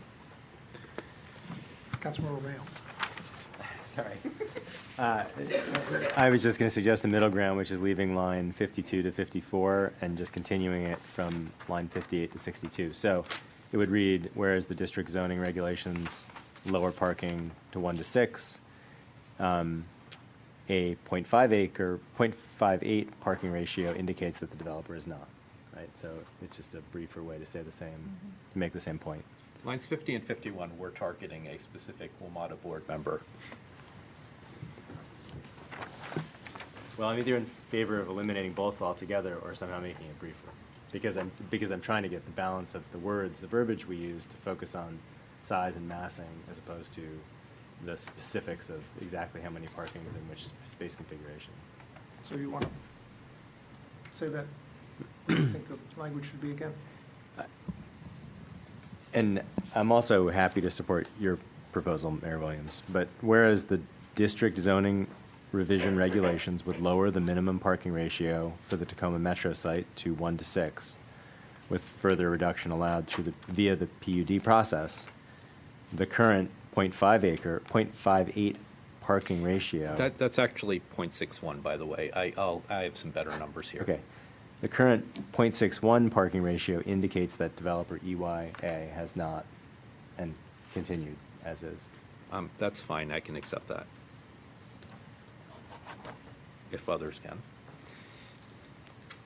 And Bruce, I do have a recommendation on the green space item. There was a whereas clause in our 2013 resolution that I think is perfectly appropriate to just re-add, which is that whereas green space on the property is a valued amenity, should be recorded as a permanent park of approximately the same size as the existing green space, and it is important that the green space be attractive and usable. I mean, you can add different things, but that was language from the previous resolution. I think that's fine. It illustrates the problem with resolutions, is that every time we pass a new resolution, does that obviate the previous one, or is it in addition to the previous one, or does it modify the previous one? I think we've done 4 of these things, and if I'm on the receiving end of these resolutions, I'm going to have to sit back and figure out, well, they said in number 3 that they wanted green space, but in number 4 they omitted it. What does that mean? I mean, as I said, we're not going to argue about the need for resolution or not resolution, but an awful lot of this wordsmithing could be relieved. We wouldn't have to worry so much if we just sat down and wrote a conversational letter in plain English without restating incredible amount of history here. And it could be more concise and probably get more people reading it. But nevertheless, I'm okay with the language that was just discussed. So what I'm hearing, we don't have any motion on the floor, but what I'm hearing is that we could move the proposed resolution with the changes that Councilmember Mayo outlined in lines, basically dealing with lines 50 to 62, only including the language that he proposed, adding a whereas or a therefore? That was a whereas. Okay, so adding the whereas from the 2013 resolution about green space and adding my resolve clause on access to transit. I would move it in that way. Is there a second? Second. Okay, it's been moved by Councilmember Grimes, second by Councilmember Mayo. Any additional comment? So I do have some very technical corrections. I found out from just today from Jack Lester of EYA that the current parking number is, so this is going to be removed. So forget I started to say that. Okay. Do you want to change it tomorrow? Well, but if it's going to, if it is also in the longer comment on lines 68 and 69, and I did not hear anyone say it should be removed from there. The number on 68 should be 121, leading to a number of 0.61 on line 69.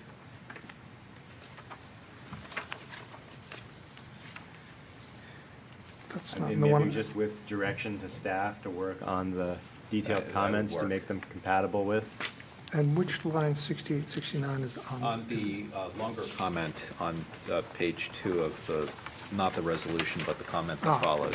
Okay, okay. So, any further comments? All those in favor of the resolution, please say aye. Aye. Any opposed? The ayes have it unanimously. Thank you. We'll take you a short break. Thank you for the support.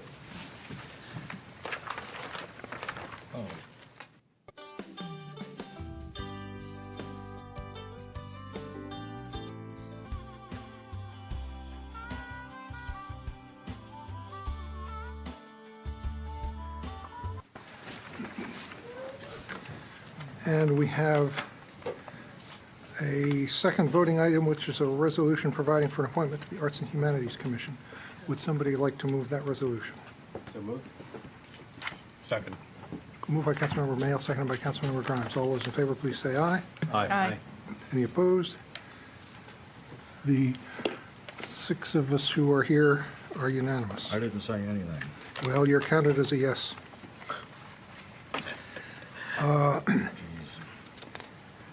So we have 2 work session items, and it's 10 of 10.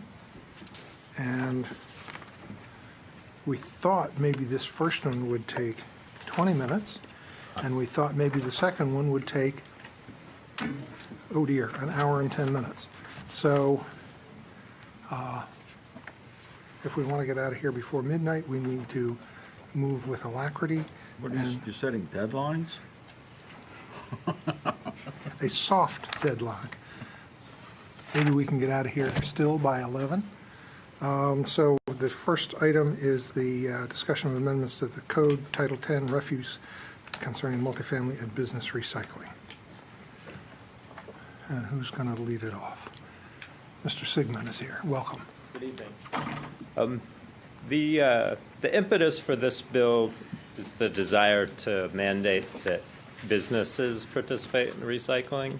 And while we're in the process of incorporating that in the code, it made sense to modernize and tweak our residential recycling requirements because they've been on the books for a long time by now.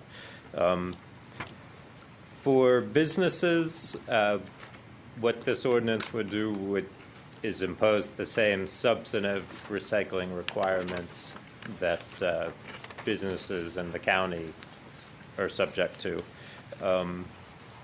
It would require businesses to separate trash and recycling, to have the recycling collected by a licensed collector, and for landlords that provide trash and recycling collection to their business tenants, they would have to provide adequate space for the collection of recycling. We also made some significant changes to the multifamily residential recycling requirements. I guess the main one in this proposal is that we would make residents' participation in recycling mandatory. Right now, we require landlords to collect the recycling, essentially make it possible for tenants to participate, but tenants don't have to participate. It also requires landlords to provide adequate common recycling collection bins, and some residents who are interested in this process have been sending pictures showing that there's huge dumpsters for trash and tiny little recycling bins for an entire apartment building. So, and does that resident live in an apartment building? I don't know where they live. Thank you. I think he was more concerned about the environmental impact and his own ability to recycle. One question that arises that we don't address yet is for in-unit recycling containers. Is the city going to provide them? Are we going to require landlords to provide them? Are we going to require tenants and condominium owners to provide their own? And then one last piece is the ordinance would tie the city's fees for collection of trash and recycling to the consumer price index. Right now, the proposal does not set the new base fee. I think we need to talk to the finance director to figure out whether the current fee is covering our costs, or do we need to make an adjustment before tying it to the CPI. And then, in theory, every year, as the city's costs go up, the fee would go up accordingly, so we wouldn't have to revisit it from time to time. And could you just back up for a second? You were talking about who would provide the containers. Were you saying that there was an answer in here, or was that something that we had to? No, there's no answer. I'm not sure. That's just an issue we need to decide. Could that be done via administrative regulation, or do you recommend against that? I think it can be done by regulation. I think there's enough leeway. I mean, it's significant, particularly if the city's going to provide them. There's a cost that maybe the council wants to weigh in on that. But did you have other things you wanted to cover? No, those are the highlights of the ordinance. I'm happy to answer questions. So then if I can just pursue my question about the container cost again for a second. So what would need to be done somehow is depending on the size of the building, the external container and potentially internal containers, internal to the building. But internal to the units. If we're going to try to get people on board recycling, I think they're more likely to do that if they've got containers to separate everything. But those would probably be inside the building, and all we provide now for single family is a container that's potentially outside the building. Yes, we don't provide units for single-family homes inside their buildings, inside their home to divide up the... We just provide what ends up at the street. That's correct. So if we were going to collect from... I'm trying to figure out what other external containers we would need to provide. No, I think for multifamily businesses, the landlords and businesses have to provide their own. Have to deal with that. So, yes. So what's left as an incremental cost if we were to provide external containers to some size building that we don't now? I was thinking in terms of containers for each unit. And I don't think we want to go there. Okay. Sorry, are we talking about residential, or are we talking about business? Multifamily residential. And what size multifamily? Is that all or up to 4 units or 5 units? Or We're going to require residents participate in all size buildings.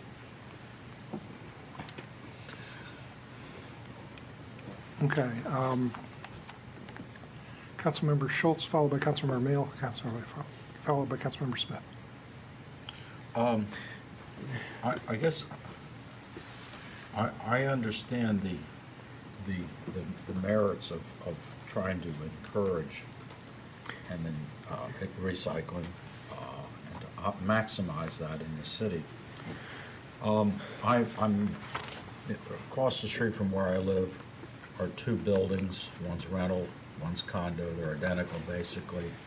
Each has about 220 dwelling units in it. And I've been in those buildings many times and minimally familiar with the units. I've been in a lot of the Sorry. a lot of the dwelling, actual apartments or condos. Now, for example, Hampshire Towers, it's 11 or 12 levels. Each hallway has a small closet that's about 2 people could fit into, with a door, a wall door where people dump their trash. It just drops. It's not an incinerator. It drops to the basement level where it goes into a big container most of the time, but not always. And the hallways are fairly narrow, but they're acceptable from the fire code point of view. And the units are not large, and the kitchens aren't large. And I'm trying to figure out how how a person would go about managing recycling, assuming that they were happy to do so. Where would they? What kind of container would they use? Where would they put it? They can't put it in this small closet room where people dump their trash. They can't put it in the hallways. That would be a violation of the fire code. So it'd have to be in their units.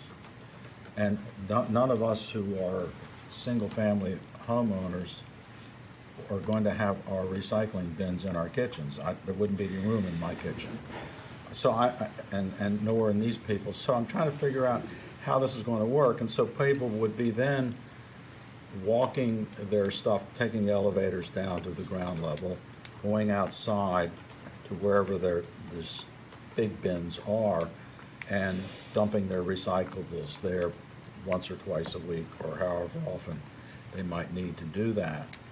And I'm trying to, and it occurs to me that that's going to be a huge disincentive for people to go through all of that trouble. Because as it is now with the regular garbage, they just put it through this chute and it's gone. They don't have to leave their floor.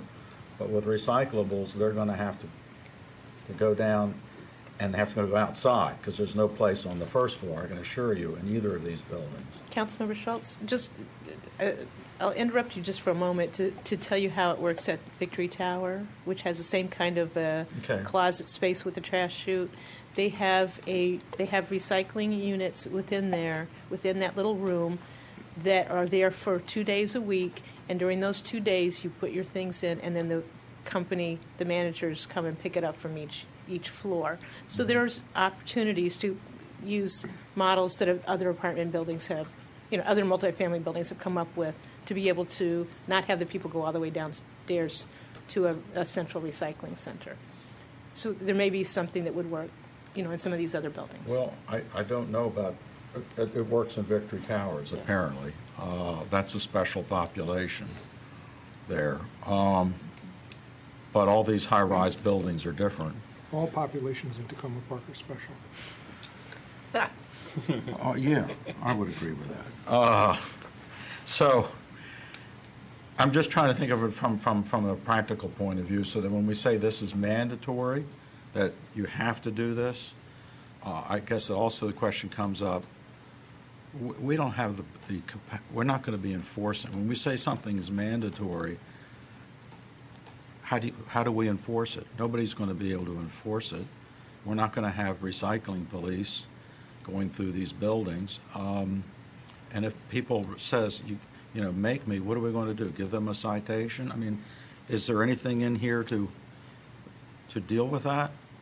I mean, I can understand doing everything we can to make it possible, like Ms. Ludlow was saying in Victory Towers. But to make it mandatory, I'm just not clear on how that's going to work. And I just want to go real quickly to Councilmember Grimes for clarification. I have a technical point to add, so I will stick to that rather than any commentary. I just want to point out that the state of Maryland already requires multifamily apartment buildings of 10 or more units to offer recycling. The buildings must offer recycling. That was enacted by the state legislature in 2012 and signed by the governor. I'm just going to read the two quick sections. It's section 9-1711 of the State of Maryland Code. On or before October 1st, 2014, each property owner or manager of an apartment building or a council of unit owners of a condominium shall provide for recycling for the residents of the dwelling units, including the collection of recyclable materials from the residents of dwelling units and the removal for further recycling of recyclable materials collected from the residents of the dwelling units. So what we are doing per this particular bit of state law is we are doing something that goes beyond what is required by the state. I just wanted to make that technical point clear, that recycling by multifamily apartment buildings is already required by the state. Councilmember Mayo. Thank you, Mayor, and thank you, Councilmember Grimes, for that correction. I agree with Councilmember Schultz that the process will be an evolution, just as it has been with single-family residences and the various ways we've seen compliance and recycling rates increase. Three relatively quick points.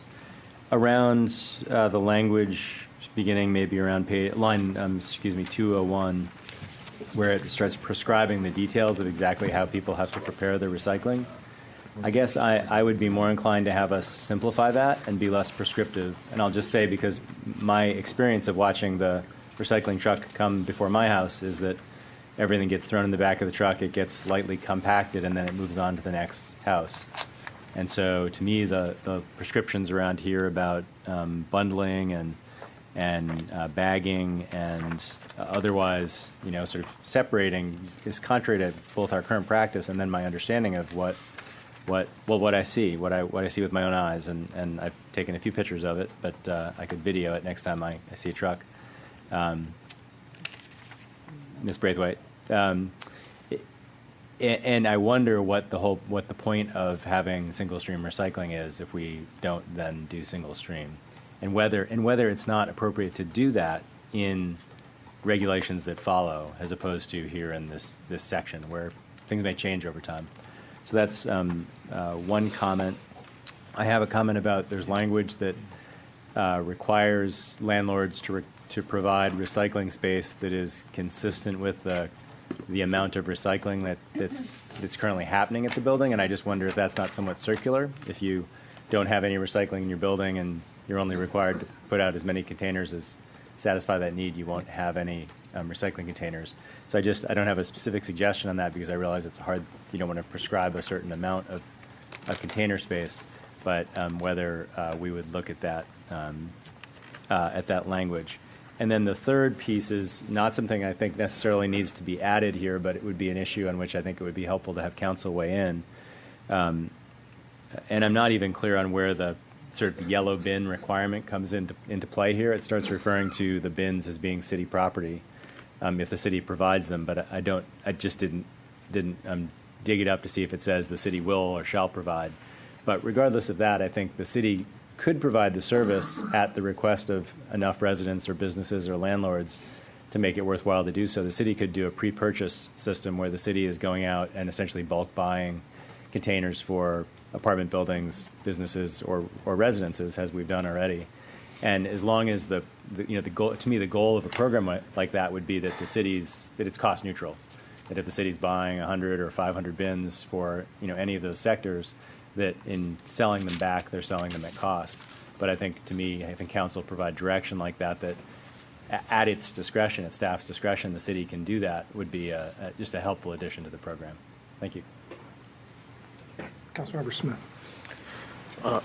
I got to say that, I support recycling for businesses. I think that's a great way to go.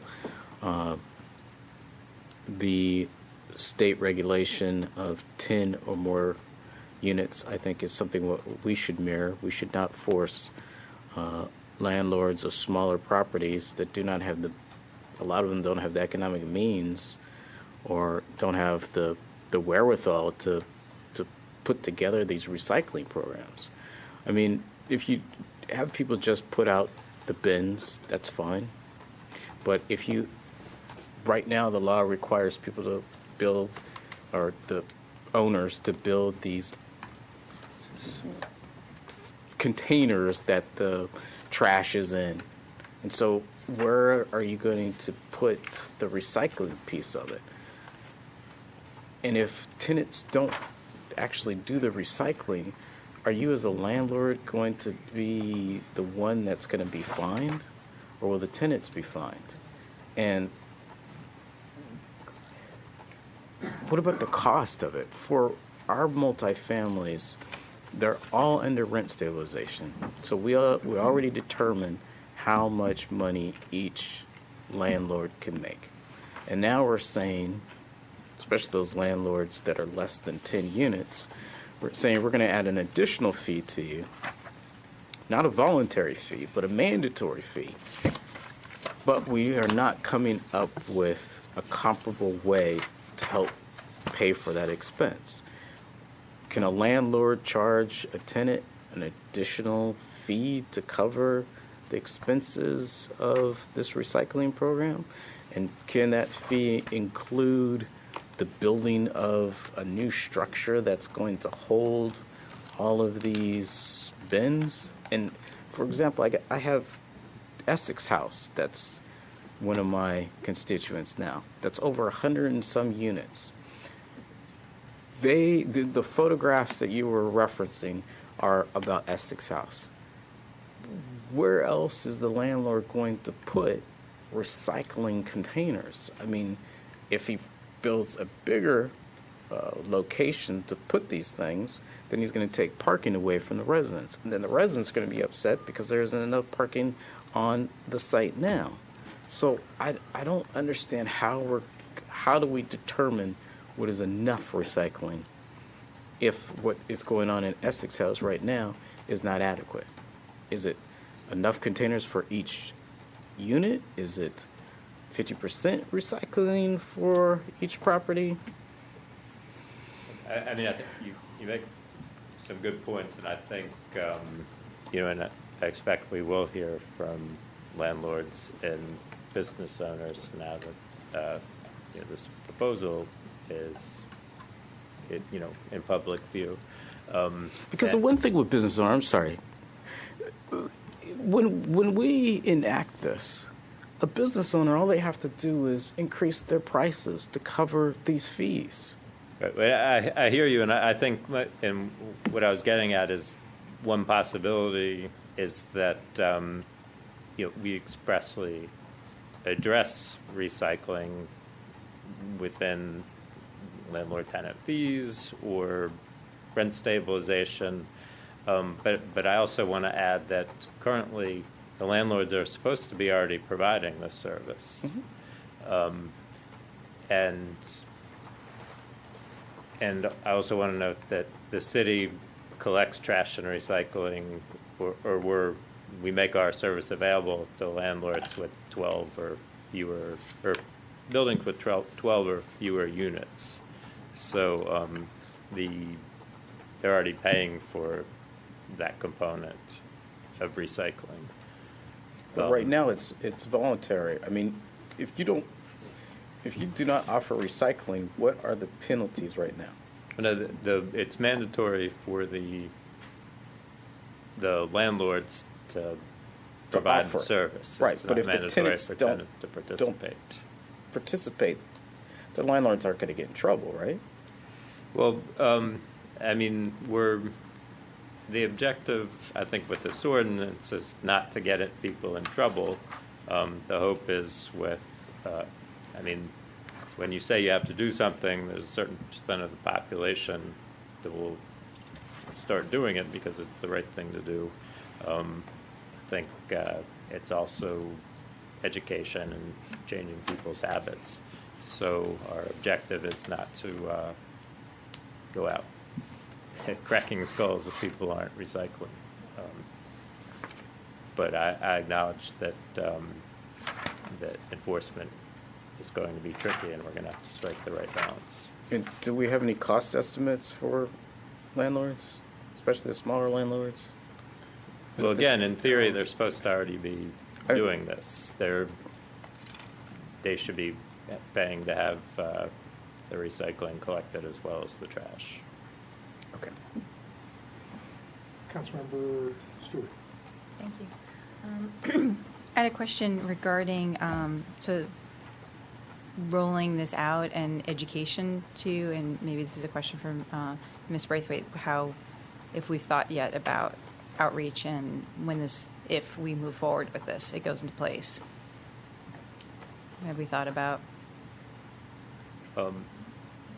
No, not in Not yet. specifics, but Okay. I think we do it similar to the way we publicize Safe Grow and anything else that requires a lot of participation by residents.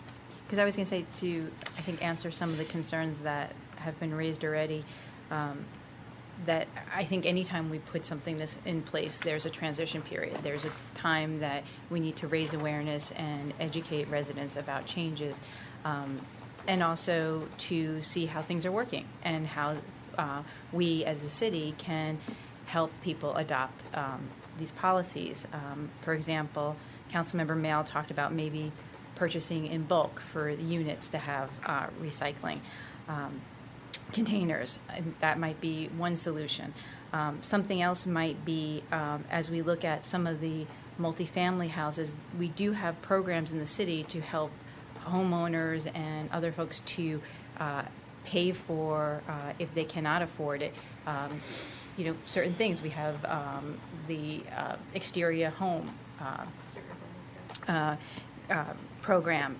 Perhaps in the future, we might look into something like that for homeowners or for multifamily owners that might be an issue. So I would just say that this is, as you've said, is a piece of education and getting people into good habits and moving forward. It's not going to happen overnight. And just as we do any type of policy or program change like this, we'll have to educate and raise awareness. And then if there are issues as they arise, we can address them and help our residents adjust to them. I just have one quick question, and it goes to line 26, and it's a very minor thing. This is in the red line version, but it talks about the cardboard boxes and breaking them down and securing them in bundles, and not having to tie them up was taken out for some reason. And so I didn't know if that was on purpose, because I know on my own street, especially given the wind the last couple of weeks, if folks do not tie down things that they've broken down the boxes and things like this, it is all up and down the street. So that was just something I wanted to raise. It's a minor point. I think, and Darryl, you can correct me if I'm wrong, but I think we did take out the requirement that they tie it up, but our intent was to make sure they're secured somehow. That's, I guess the two objectives are making it so we have bundles that the city employees can pick up without injuring themselves, and that they don't blow all over the place. Yeah. And maybe we can improve on that. If you're looking at it as Councilmember Mail suggested, to simplify it, that might go along with that. Councilmember Grimes. Thank you.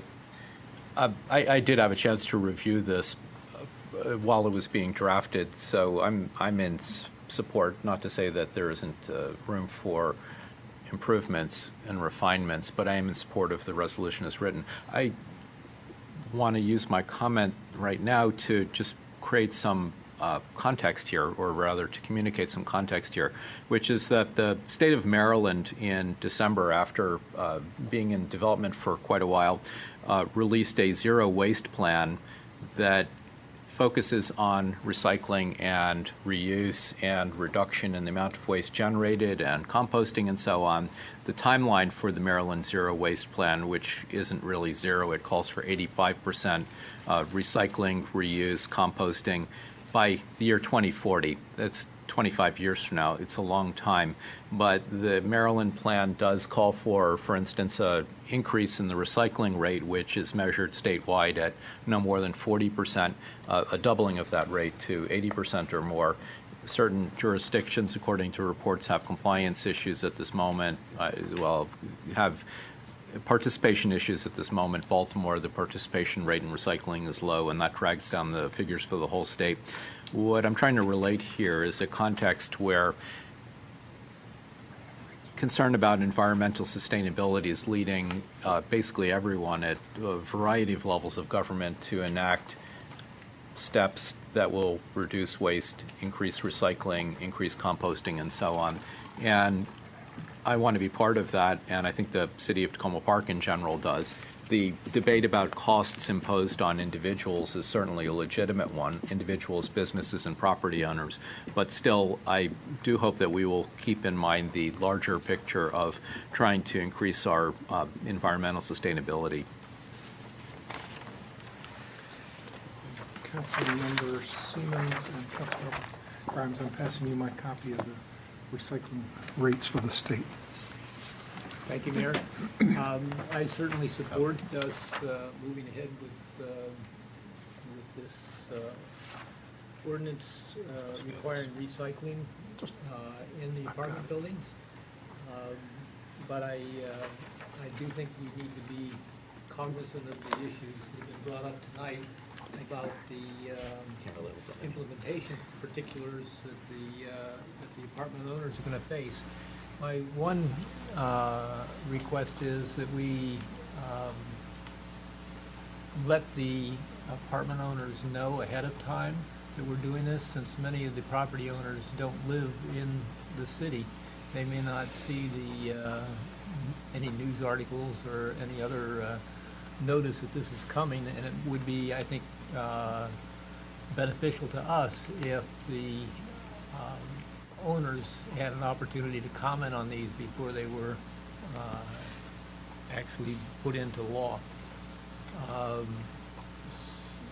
because they may recognize issues that we want to include in here. I'm still want to move forward with this, but I want to make sure that we have it written in the best way possible so it can be implemented in a good fashion. And the other piece of that is, of course, that it's not going to be perfect.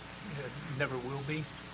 Just like our residential recycling law that we have now for the single-family homes, there are things that need to be changed periodically, and we can do that.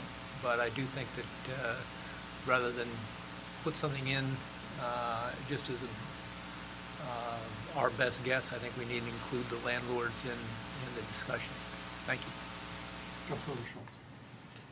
With regard to including the landlords in the discussions, I'd rather us have them included in the discussion before we pass the ordinance, as opposed to educating them after we pass the ordinance, because I think they could contribute something. And I'm just curious to know, first of all, to what extent have we had conversations with particularly the landlords of the larger buildings in the city. Have we gotten any feedback from them? Are they sort of saying, yeah, no big deal, or what? We have not reached out to landlords yet. I mean, this is the first time really that something's been put on paper, but I do think their perspective will be valuable. Yeah, I just want to add, I'm crawling out of my chair. The city's had a multifamily recycling law that it passed in 1992, so the law is already on the books. I went to multiple buildings back in the early 90s and worked with numerous apartment buildings. This is not rocket science. This has been done for decades, and in fact, the city was on the vanguard of passing a multifamily recycling law in the early 90s. I think, and what Ken had mentioned earlier, is what we're trying to do is simplify our law and turn it into something that's easy to understand and easy to follow for those owners.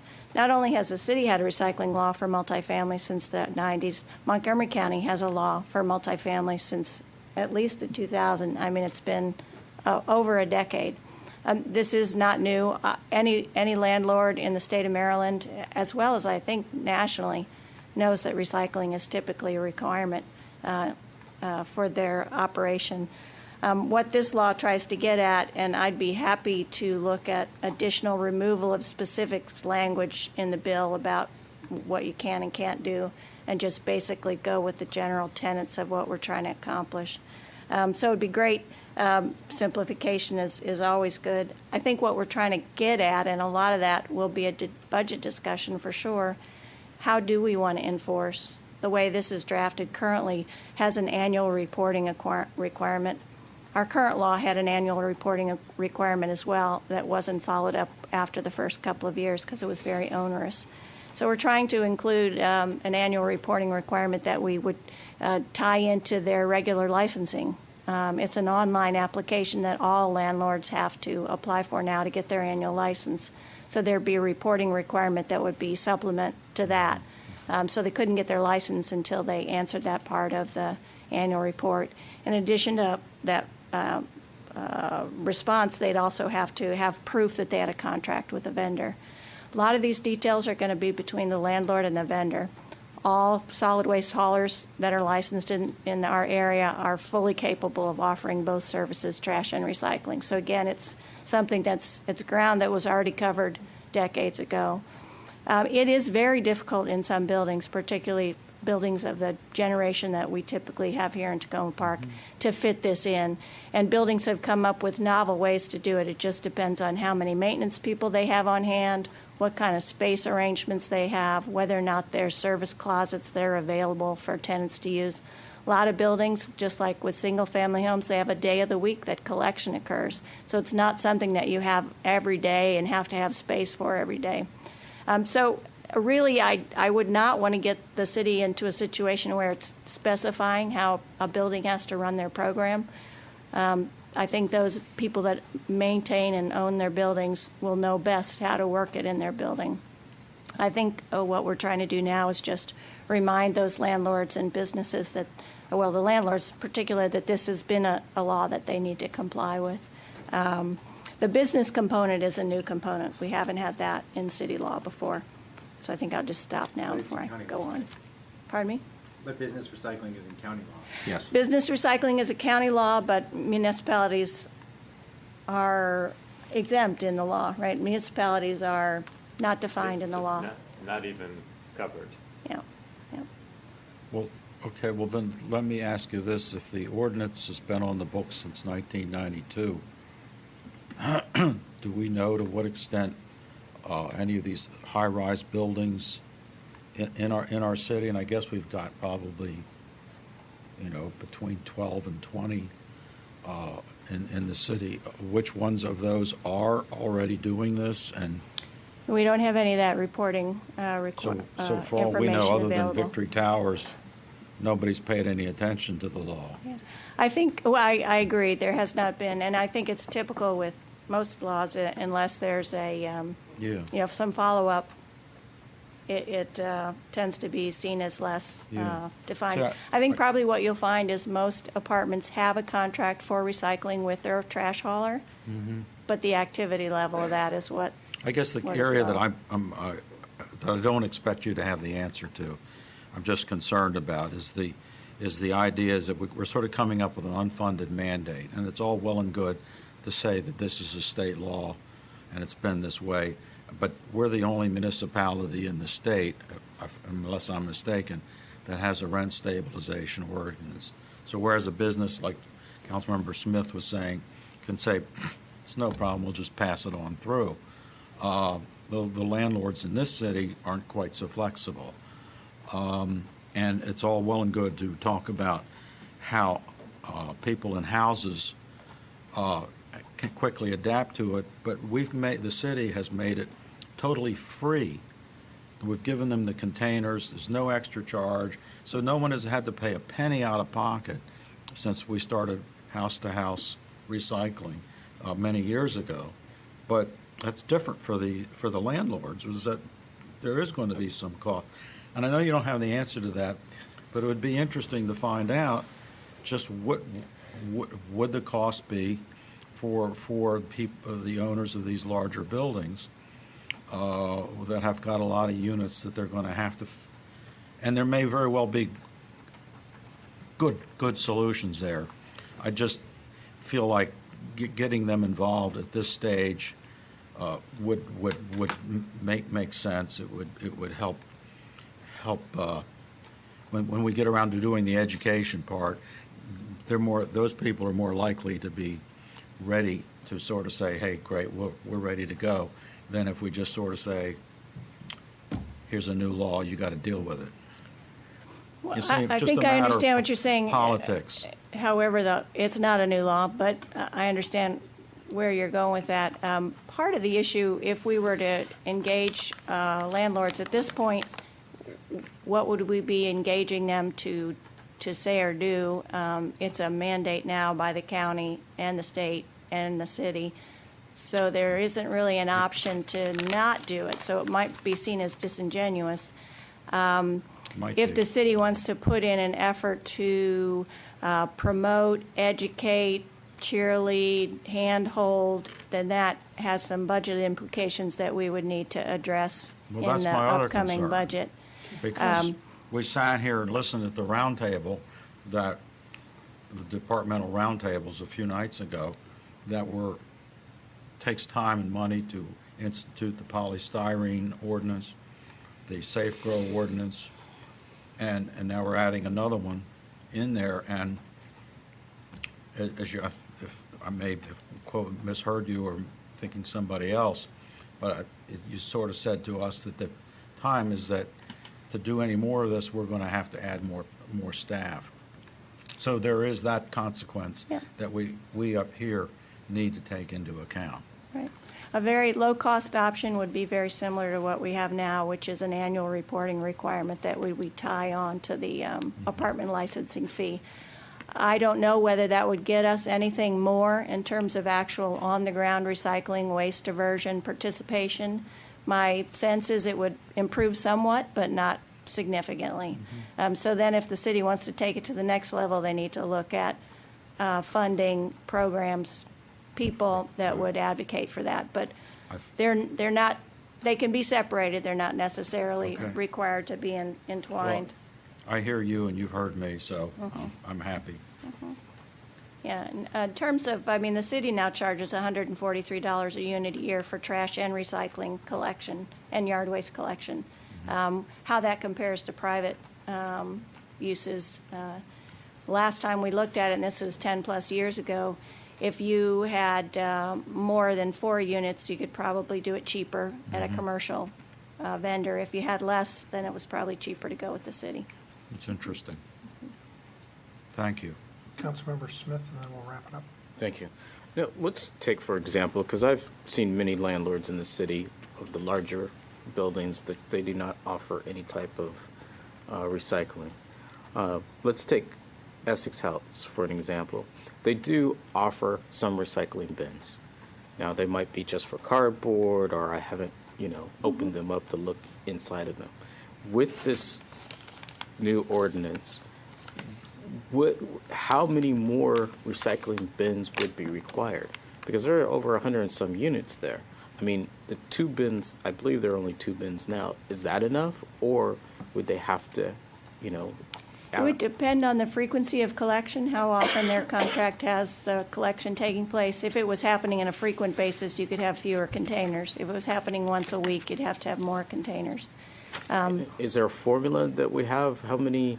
The commercial vendors probably do. Those vendors that are providing the service professionally probably do have a sense based on units, what's required and the frequency. For someone like Essex House, a building like Essex House, they would be fined if they didn't add more containers? The ordinance language that you have in front of you, I think, does have a penalty of, what is it, $50 a day or something? And is that, does that mirror the state law, or is that just the same as the county, isn't it? The Tacoma A Park Class or C county? offense on a per day, per unit basis. So.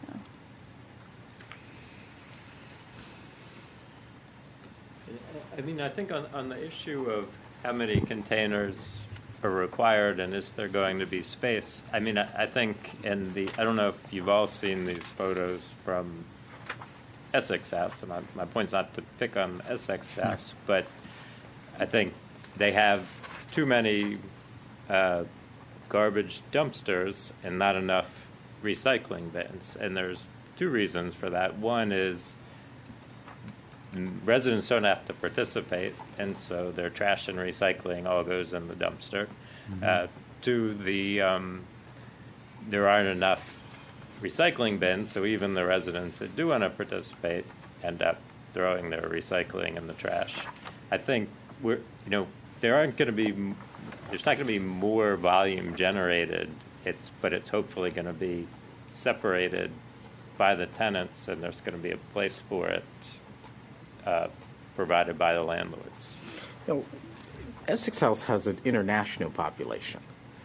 A lot of people, they come from countries, they don't understand recycling. They've never seen anything like it. So the landlord is going to have to spend, or the landlord's property manager is going to have to spend additional fees or time and effort to try to educate people to do something that they've never done ever in their life. And then if they don't do it, then the landlord's penalized. One of the things that we found early on is that the people who are in the business of doing collection have information available to the building itself, so they can provide not only the collection containers that go in the trash enclosure areas or the recycling areas, but they also have information to put on them, information to put in the buildings, information to distribute to the units. So depending on apartment owners' interest in partnering with their hauler, a lot of that has already been done. The large trash haulers have all that information available to them, and is just at the request of the owner.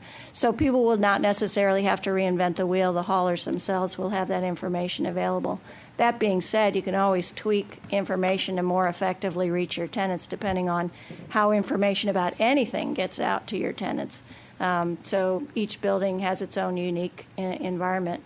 And I would say that people from other countries probably have more sense of reuse, recycle, and not wasting materials than we do here. I think we're rarely held up as the model of responsible use of materials. So probably they have a lot to teach us as well. But some of that information can be made available by the haulers. Also, that the apartment owner can go shopping for a new hauler if they are not finding the type of response and support that they have from their hauler. Okay, thank you. And I would add that a good resource for people in buildings who don't quite know how to recycle or how to deal with it, if they have kids, they'll know, they'll do it. So we had some suggestions for more information. We had a couple areas where we had questions. My sense is that we could provide some additional information, provide some tweaks to the draft legislation, and if anybody has any additional comments that they want to get to staff, they can do that, and we'll come back to this maybe in a couple of weeks. Thank you. Okay. Well, 46 minutes on that item. So we're now at 25 minutes of 11, getting to our last item. We're all bright and chipper and fully engaged and ready to do our best work on Tacoma Junction redevelopment. And just a reminder that last time we met in open session about this, we went through establishing our criteria. A number of us have kind of cast different eyes and different ways of sorting those criteria. Staff has provided the information from last time. In the meantime, we have had some closed session meetings with potential developers, and we've asked them to provide some financial information, and we've gone over that financial information with those developers. So where we are now is we are hoping to finalize our evaluation criteria and discuss thoughts on next steps in the process. And did the acting city manager have some comments to make first? Just a few comments. We did put together some information in the package, and I actually have some other information to pass out. But if you look at the prioritized evaluation criteria, which is just after the chart of your criteria, I tried to identify some of the kind of major areas that that seem to keep coming up in the discussions about, what makes sense about criteria, as opposed to 46 or however many different points. I think some of the items, some general topics may have taken on either greater or lesser weight as you've been thinking about the comments of the residents, as you've been looking at your work and talking with the different developers. For example, aesthetic compatibility, including height and setback, was the most highly weighted criteria on your chart. But there may be some things that alter that a little bit given the information that you've learned. Specific uses, I've here, certainly we've talked about the co-op's expansion and loading needs. There's been a number of other kinds of uses that have been suggested by the different developers that were possible. There was space for the Ability Project, a small school, housing, community space. So there may be something that you see that over time that the council feels is an important component of a use on the site.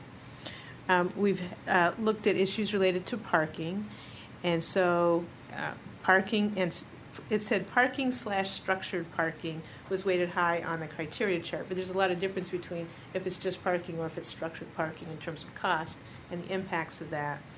And then similarly, there's some interesting discussions about housing. Should there be housing, and how much, and what does that play into the various options? So I just wanted to try to group the 46 and think about some of the main points. The other thing that I'm going to pass out is something that was passed out to you, I don't know, 6-8 months ago, which is just kind of the Tacoma Junction Development Roadmap that talks a little bit about the kinds of things that are looked at in the mandatory referral process and in the site plan approval process that a developer would have to go through. So I just wanted to share that with you, that there are steps that traffic studies and all those kinds of things that would be the standard kinds of things that are needed once a developer is chosen, if that's how you choose to move forward. So I just wanted to let you know we've got that information. I've enjoyed listening to some of the comments that you've had, so I know you have a lot to say. I'll let you do it. Okay.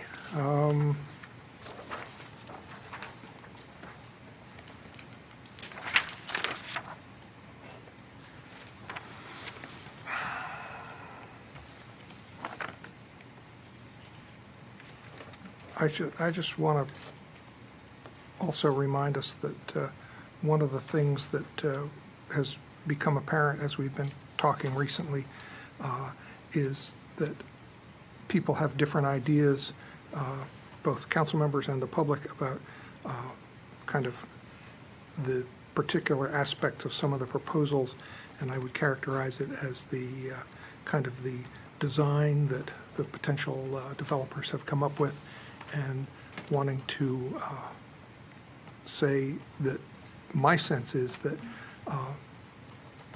what any one developer has proposed in their concept, I don't see as necessarily the design that will be something that they will end up with, that they have. I think it's true to say that absolutely will not be identical. Well, but to there may be aspects of what they have presented that are more important or less important to an individual proposal, but that people shouldn't get hung up on a particular aspect of what is seen as a design and say, well, if they change it, that's a different proposal. Yes, they will change it, and that part of the process for changing that is the engagement with the community in coming up with a particular use, a particular design. So that, in some ways what we're looking for is understanding the extent to which any particular developer might be locked into some particular way of dealing with things, and our comfort level with either the specificity that they feel about their proposal or the flexibility that they have about the proposal, and how comfortable we are with that flexibility in working with what we say are our criteria and what the community feels is important going through this process. And on kind of that same spectrum, the ability of a potential developer to have their vision that they bring to the process, and kind of how strongly they work that vision. And I see that as playing out over time in however we choose to go. But I think it's an important thing to keep in mind. So I'll look to my colleagues for comments on criteria. Councilmember Mayo. Thank you, Mayor. A couple of points, and I'll probably not try to go on for great length, but just to put a couple of things out there. I appreciate the summary of the top 4 pieces that the city staff have put together here. I continue to think one of the most important issues is the overall size of what's built on the site. The size ultimately determines, how many people, entities, and uses are in that place and affect traffic and affect massing and visibility, not just for people in Carroll, but I think just as importantly, people on Sycamore and Columbia. I think that, as we've heard from resident surveys, that people are most focused on retail, and I'm convinced that we can get more retail on every version of the proposals that we've talked about. That includes expansion of the co-op, and none of us have disagreed with that, so I won't talk about that at great length. But I guess to me, the balance between the overall size of the project and then parking, underground parking or not, is very important, and whether the developers are frankly interested in the smaller range of projects as opposed to the larger. I sent around, the city staff provided, Sarah Daines provided an overall calculation of the number of square foot of business space currently at the junction from all the way to Lee Avenue, all the way to the fire station. And if you look at the bigger end of the proposals, that's a 70% increase in square footage of space on the bigger end of the proposals. That's just hard for me to imagine in the space of the junction. In particular, because we're trying to maintain parking for many of those businesses, at least a little bit of parking. I think the junction lot doesn't necessarily make up 100% of parking for all the places, but it makes up some of the parking. So that's sort of one set of comments. I very much appreciated the closed sessions and appreciated staff's and other members of council's prodding to do that because of the information we were able to discuss about some of the financial aspects of the projects. On that vein, as my colleagues know, I would urge us to have a closed session with the co-op to get the same sort of information. And just to give an example, we have some better sense now of the rents, the commercial rents that would be needed for a developer to have the financing of the project work out.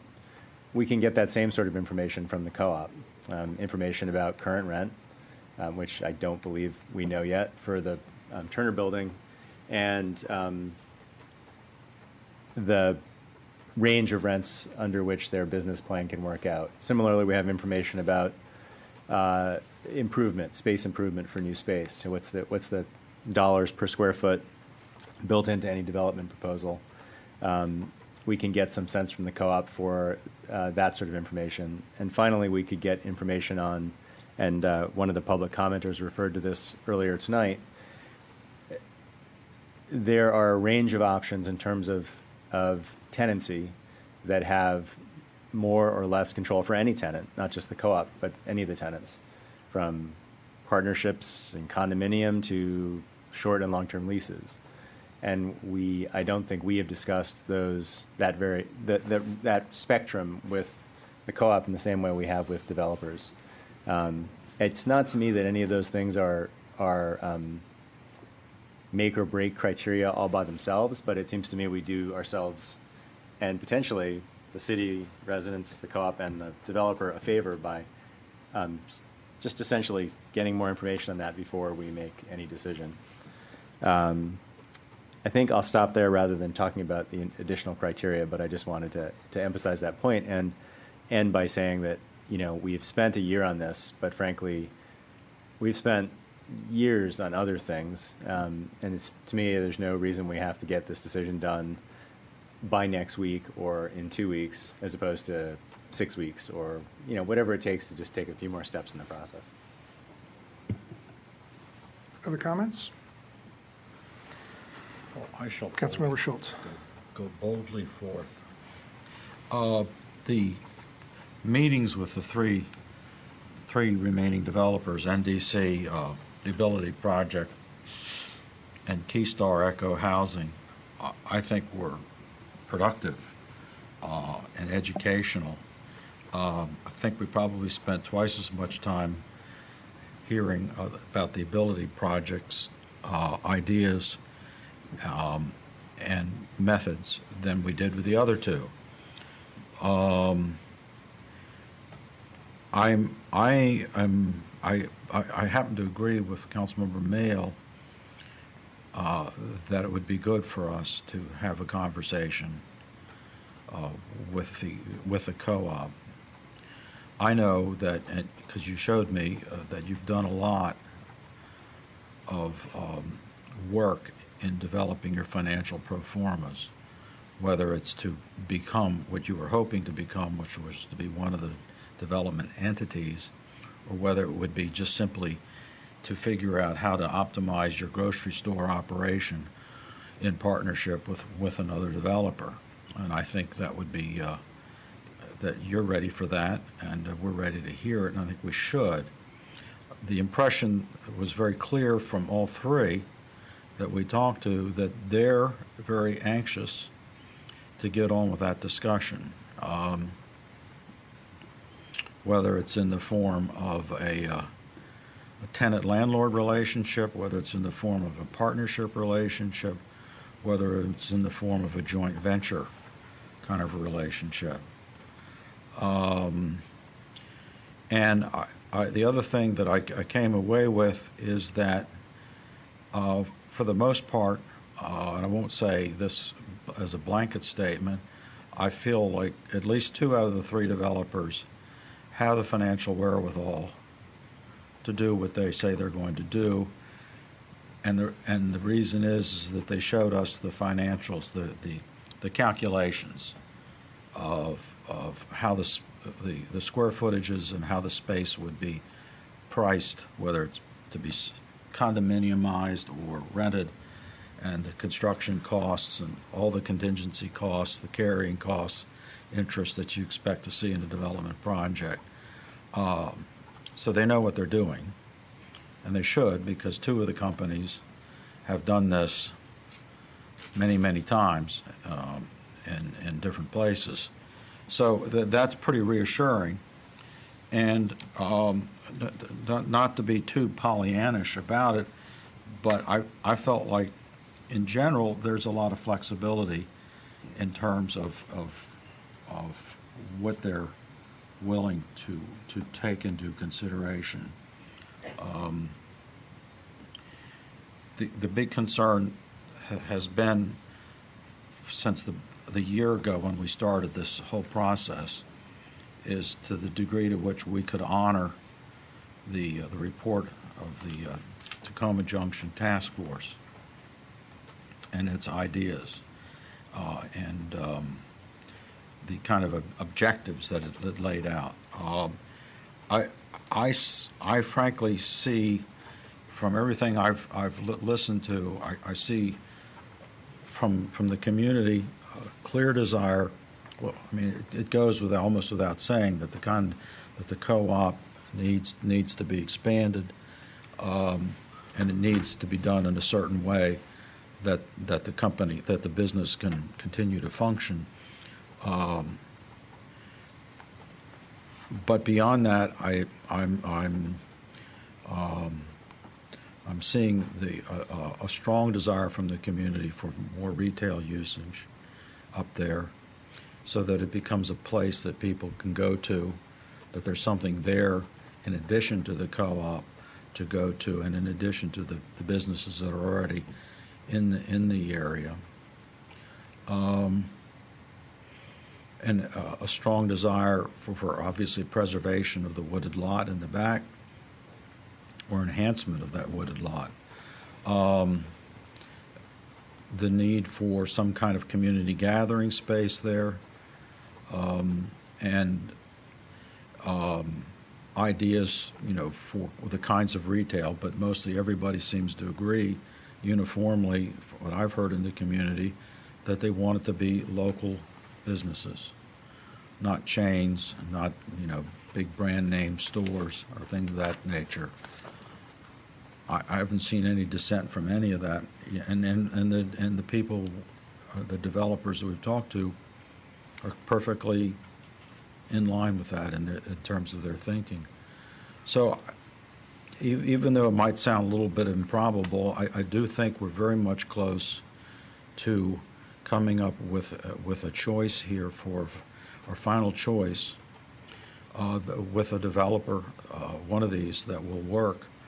To get to do something that's going to be pretty much in alignment with what our major criteria are, as staff has outlined it.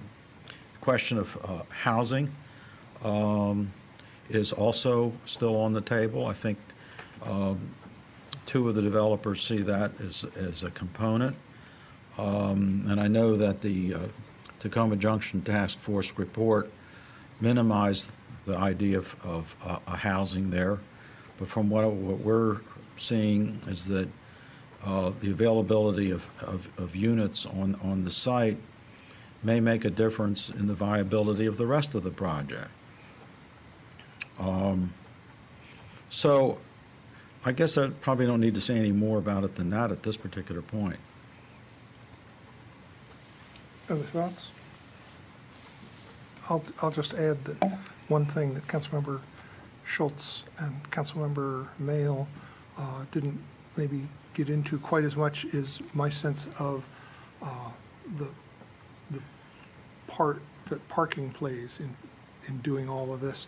And as was alluded to earlier in some comments, whether the extent to which parking for the whole junction is included as opposed to just parking for that site. There was also a comment made about whether this whole process was looking at the city lot in isolation from the rest of the junction. And when that comment was made, I thought, no, I never saw it that way. I always saw it that we were trying to look at this particular property and what might happen there in the context of the whole junction. And I think where that really comes to bear is with how parking is dealt with.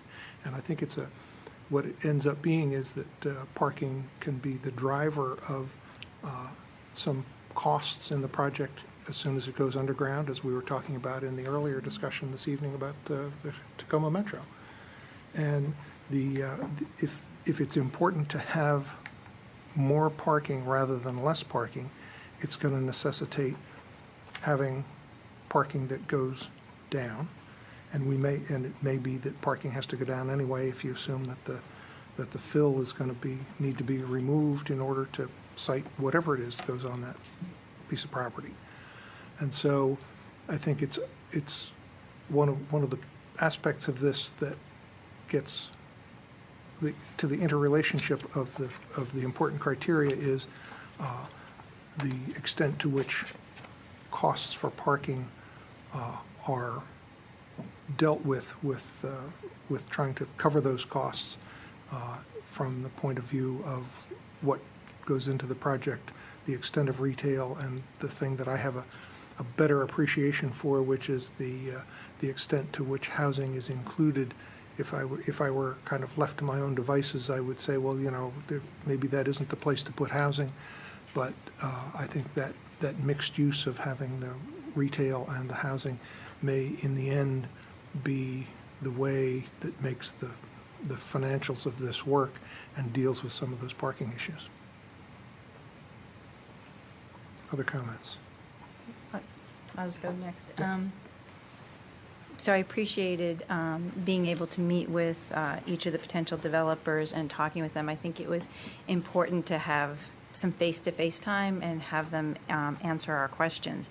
And moving forward, I would actually like to have more of that and have potentially more engagement. I think it's one thing to email questions and get responses back, but it's a very different sense that you get. And, we're entering into a relationship potentially with some of these folks, and I'd like to have more of that back and forth as we move forward. Thinking specifically about criteria, I'll put out there the things that I've been hearing from residents in sort of a must-have category. I think the co-ops needs, I call them the trifecta of, the loading dock, being able to continue functioning during construction and expansion are up there. Expanded retail, small, independent, non-chain, as Councilman, I just bumped you up there. Councilmember Schultz mentioned. I did. I just promoted you. Community amenities. And whether or not that we can, we've talked a great deal about open spaces or gardens, seating areas. I think there's a number of options, and I was actually very pleased when we did have the closed session with the potential developers to hear about their ideas and what is really on the table for them and how they would explore that with the community. Also, the wooded area on Columbia Avenue, keeping that mostly wooded, but improvements maybe with a path, connecting it to Carroll Avenue, benches and other things to make it a more usable space. A sense of place, and we've talked about that a great deal. I think for the acting city manager, that might go with your aesthetic compatibility. I think that is going to be important. As we know, what we are seeing before us as initial concepts is nothing what we will probably see at the end of the day, but keeping in mind the importance of sense of place. The sixth and last sort of must-have I have in this category is the potential developer themselves, what process they are going to have to engage the community, to get feedback, to incorporate that into their designs. And then also their past experience. We've raised this a number of months ago, but I think it's important that we do our homework and find out how the communities in which these developers have worked in the past, how they interacted with the community and whether or not their communities are happy. In the second tier, I know we've talked about the parking issue, and I do think that there's a back and forth and some trade-offs there on what we do with parking. Housing, I agree with the mayor in thinking about what the benefits of housing to help us get some of these other things that we want at the junction. In particular, I think if we do have some housing there, I'd like to see it to be something specific that adds to our community, whether that's having affordable housing or housing that, I don't know, some people have talked about an artist housing or other things, but something that really adds to a sense of community at the junction. Moving forward, next steps, I'd like to see sort of maybe three things happen. Is, again, if we could have more face time, even if that's in an open meeting, with the potential developers so that we can ask them some more follow-up questions. Having time, whether or not this is city staff or some combination of city staff and maybe some of us as council members, doing some interviews with some of the stakeholders that the developers have worked with in the past. And then I think third, I'd agree with Councilmember Merrill and Schultz about sitting down with the co-op and having a conversation. And for me, those are the sort of the next steps that we hopefully can do fairly quickly. And let me just, I don't want to put you on the spot, acting city manager, but is there anything that you want to say about our ability to have a closed session with the co-op? In the context of the closed sessions with the developers, there was not a specific thing under the Maryland Open Meetings Act where we could include the co-op with that. And I would just, as people are talking about, I have the sense that people want to do that, but I think we would need to understand the parameters under which we could do it. I would check with the city attorney's office. I mean, I think that that there's still some. My gut feeling is that there's some flexibility for that if we're looking at financial issues. But that's something I'd want to double check. Okay. And just to clarify, we'd be talking about a tenant of city-owned property, right? That would be at this point, that's the basis of the conversation, because it is city-owned property that we would be discussing financial disposition of. I think I would want to probe a couple different options with the city attorney's office. So I just want to make the point that we may all want it. It may not be the easiest thing to do.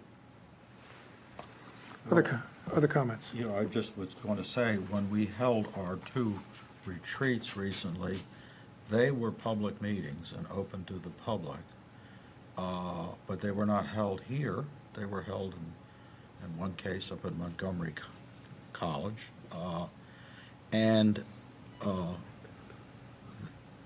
the pub, for the most part, the public chose not to attend. In the case of the co-op, which has a huge membership, it would be up to the co-op to decide how they would want to restrict the attendance, because you can't afford to have 9,000 of your members show up, so something less than that's probably what you would need. So I'm just saying is that it might not necessarily need to be a closed meeting. It could be a public meeting, but for all intents and purposes, it might work out in practice as to being like virtually a closed meeting, since it would give them the freedom to be fully candid about their situation. Does that? I will explore various options with the city attorney's office. It's a very wise response. Especially at 11 o'clock at night. I'll just be brief. I would like to say that the closed sessions with the 3 finalists now have been extremely helpful. They probably were the most impactful areas with the city dealing with who we're going to pick to do this project. I would also like to agree with my colleagues that we need to find some forum that we can talk to the co-op and hash out their financial position, how we think it might fit in this project, and how we go forward. I think that the Tacoma Junction development is going to potentially have the same effect as what has happened with Republic and what is happening now with Busboys and Poets. It is going to have a ripple effect throughout the city. The retail strip center that the Bikram Yoga is currently in, that the bakery is in, we probably will see that redeveloped in the next 2 to 5 years. The New Hampshire Avenue conundrum, I think we're going to figure out a way to solve that once we can get this finished. It's going to give a lot of people confidence with the city staff. I think it's going to give other council members, it's going to give residents confidence that the city can do these big projects. And unlike my colleagues, I think we need to slowly but fairly quickly wrap this thing up, because it's going to take another potentially 6 to 9 months to negotiate a deal with whomever we pick. It is not something that is just going to be done with on a napkin and both parties are going to sign. We're going to have a lot of going back and forth before I think my colleagues and I are happy with what we think is the best deal for the residents of Tacoma Park. Thank you. And I'd just like to indicate my agreement with the last point that you made. There were some comments made earlier tonight about, it sounded to me like there was the assumption that very quickly we would do something like sell the property, and I don't see it that being the case at all. I think this is going to be as you say, a long process of working out details in a long document that specifies who does what and who's responsible for what and how things will be at the end. And unless and until we're satisfied that all the i's are dotted and the t's are crossed, that agreement doesn't get signed. I don't pretend to understand some of the processes that might get us there and some of the things that might have to be agreed to in an earlier part of the process. But in the end, nothing will be signed over until we're satisfied. I think that was a fear of someone who never watched this council. The property will not convey until we are satisfied. Right. If it conveys. It might not. Well, just it might convey in different forms. Who's to say? Councilmember Mayle, you had some additional comments. And just a follow-up question. Were you saying it may not convey until we're satisfied? Did you mean, were you expecting also that would be after the community charrette process? I think, there's different steps. I think the conveyance, yes, would not happen until after the community charrette process. So I just wanted to clarify that because that's my Right. understanding as well. Yeah, So- there's a Great. long difference between, that's much earlier than any conveyance. Conveyance is almost the last thing. A few other comments that I had. I guess I was envisioning that the wooded portion, that the property would be subdivided at some future point, but or in some way the woods would remain public property. I've not heard any of the developers say that they want to own a piece of permanently protected trees, forested land. And I don't think I've personally made that explicit. I haven't heard it come out explicitly, but I guess that was my expectation. Who pays for the changes, the amenities is still an open question, but I think in terms of ownership, I was imagining that slope and the R60 lot would be public. I agree with Councilmember Stewart that having a review of past experiences, so not which projects developers have built, but what newspaper stories were present about the happiness or unhappiness of local communities, or any feedback we can get from current tenants of lessees of the developers would be helpful. I don't know whether there's value at this point in dropping from 3 to 2 developers in the process, but whether we want to address that could be another night. I guess a couple of things that I think would be helpful to start making clear to the community, just because then we can get feedback on it. I guess I envision that in any project we get, there are going to be fewer parking spaces on that site than we have today. So if we have 50-ish plus 50 plus, I guess I don't envision any of the designs that will still have 50 spaces on the site. If we think that's the case, I think that's something to resolve, because that's not the way that I've been seeing the designs or the conversations with developers. But I think just being able to prepare the community that that's the direction. It may still be a lot of parking, but it's probably not as many spaces as you see today, which are often empty, as Councilmember Grimes has noted, but not always. In terms of the flexibility to community feedback, that's where, again, I think we need to find, we have lots of voices in the community that have a range of interests, and we just want to make sure we pick a partner for whom we have at least the starting expectation that, based on where the charrette goes, a bigger building, a smaller building, more retail, more housing, that they're open to the options that we can envision the community advocating for, and the council advocating for.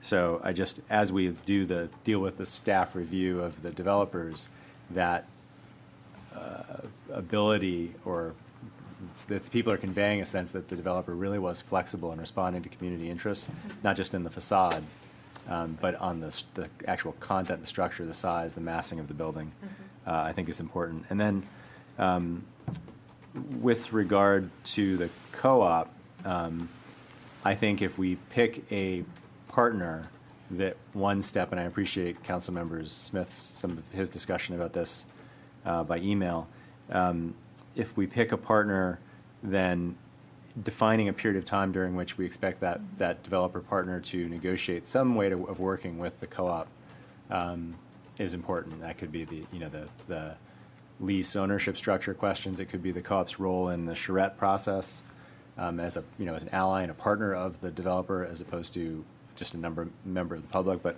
regardless of whatever those questions are, I think that being a step in the process is important. Thank you. And just one quick comment on one aspect of your remarks that I would just like to provide a little counterpoint to. If we were to assume that the wooded lot would remain public property, my sense is we haven't gotten to that point. It might yet be that as part of negotiations with a developer, they would come up with some structure that would make it so that rather than the public cost of maintaining that, there would be something that everybody would see as advantageous, where it would remain as part of the property under the control of some entity as in this development that might just make a win-win. Sure. Any other comments? So, Sounds like we'll have a little bit of investigation. I mean, I don't think we're at a point to come back with a resolution for next week. And from what I hear here, I would like to talk to the city attorney's office. Then we can confer on some next steps. okay. I do want to support what Councilmember Smith has mentioned, that moving not rapidly, but moving forward on a good pace is probably more helpful than taking a very long time. That's not to say that the perceptions of what either of those are,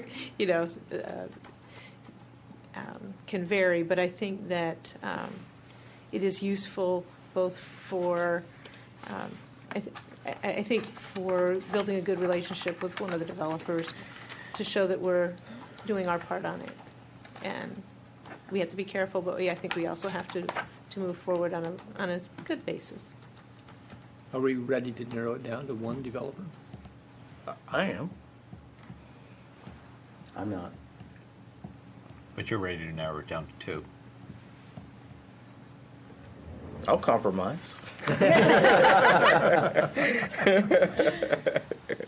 sense is that people are ready to take it to two, and I think we're ready to adjourn. not quite ready to take it to one.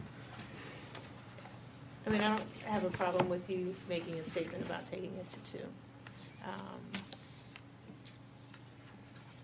believe there's consensus, and maybe you should make that statement. Do you want to do something that at the next meeting we make that statement? Because it may be appropriate that we talk with the one. Okay. Sure. Okay. We'll do that at the next meeting. Sounds like Good. a good plan. Thanks. Thank you. We're adjourned.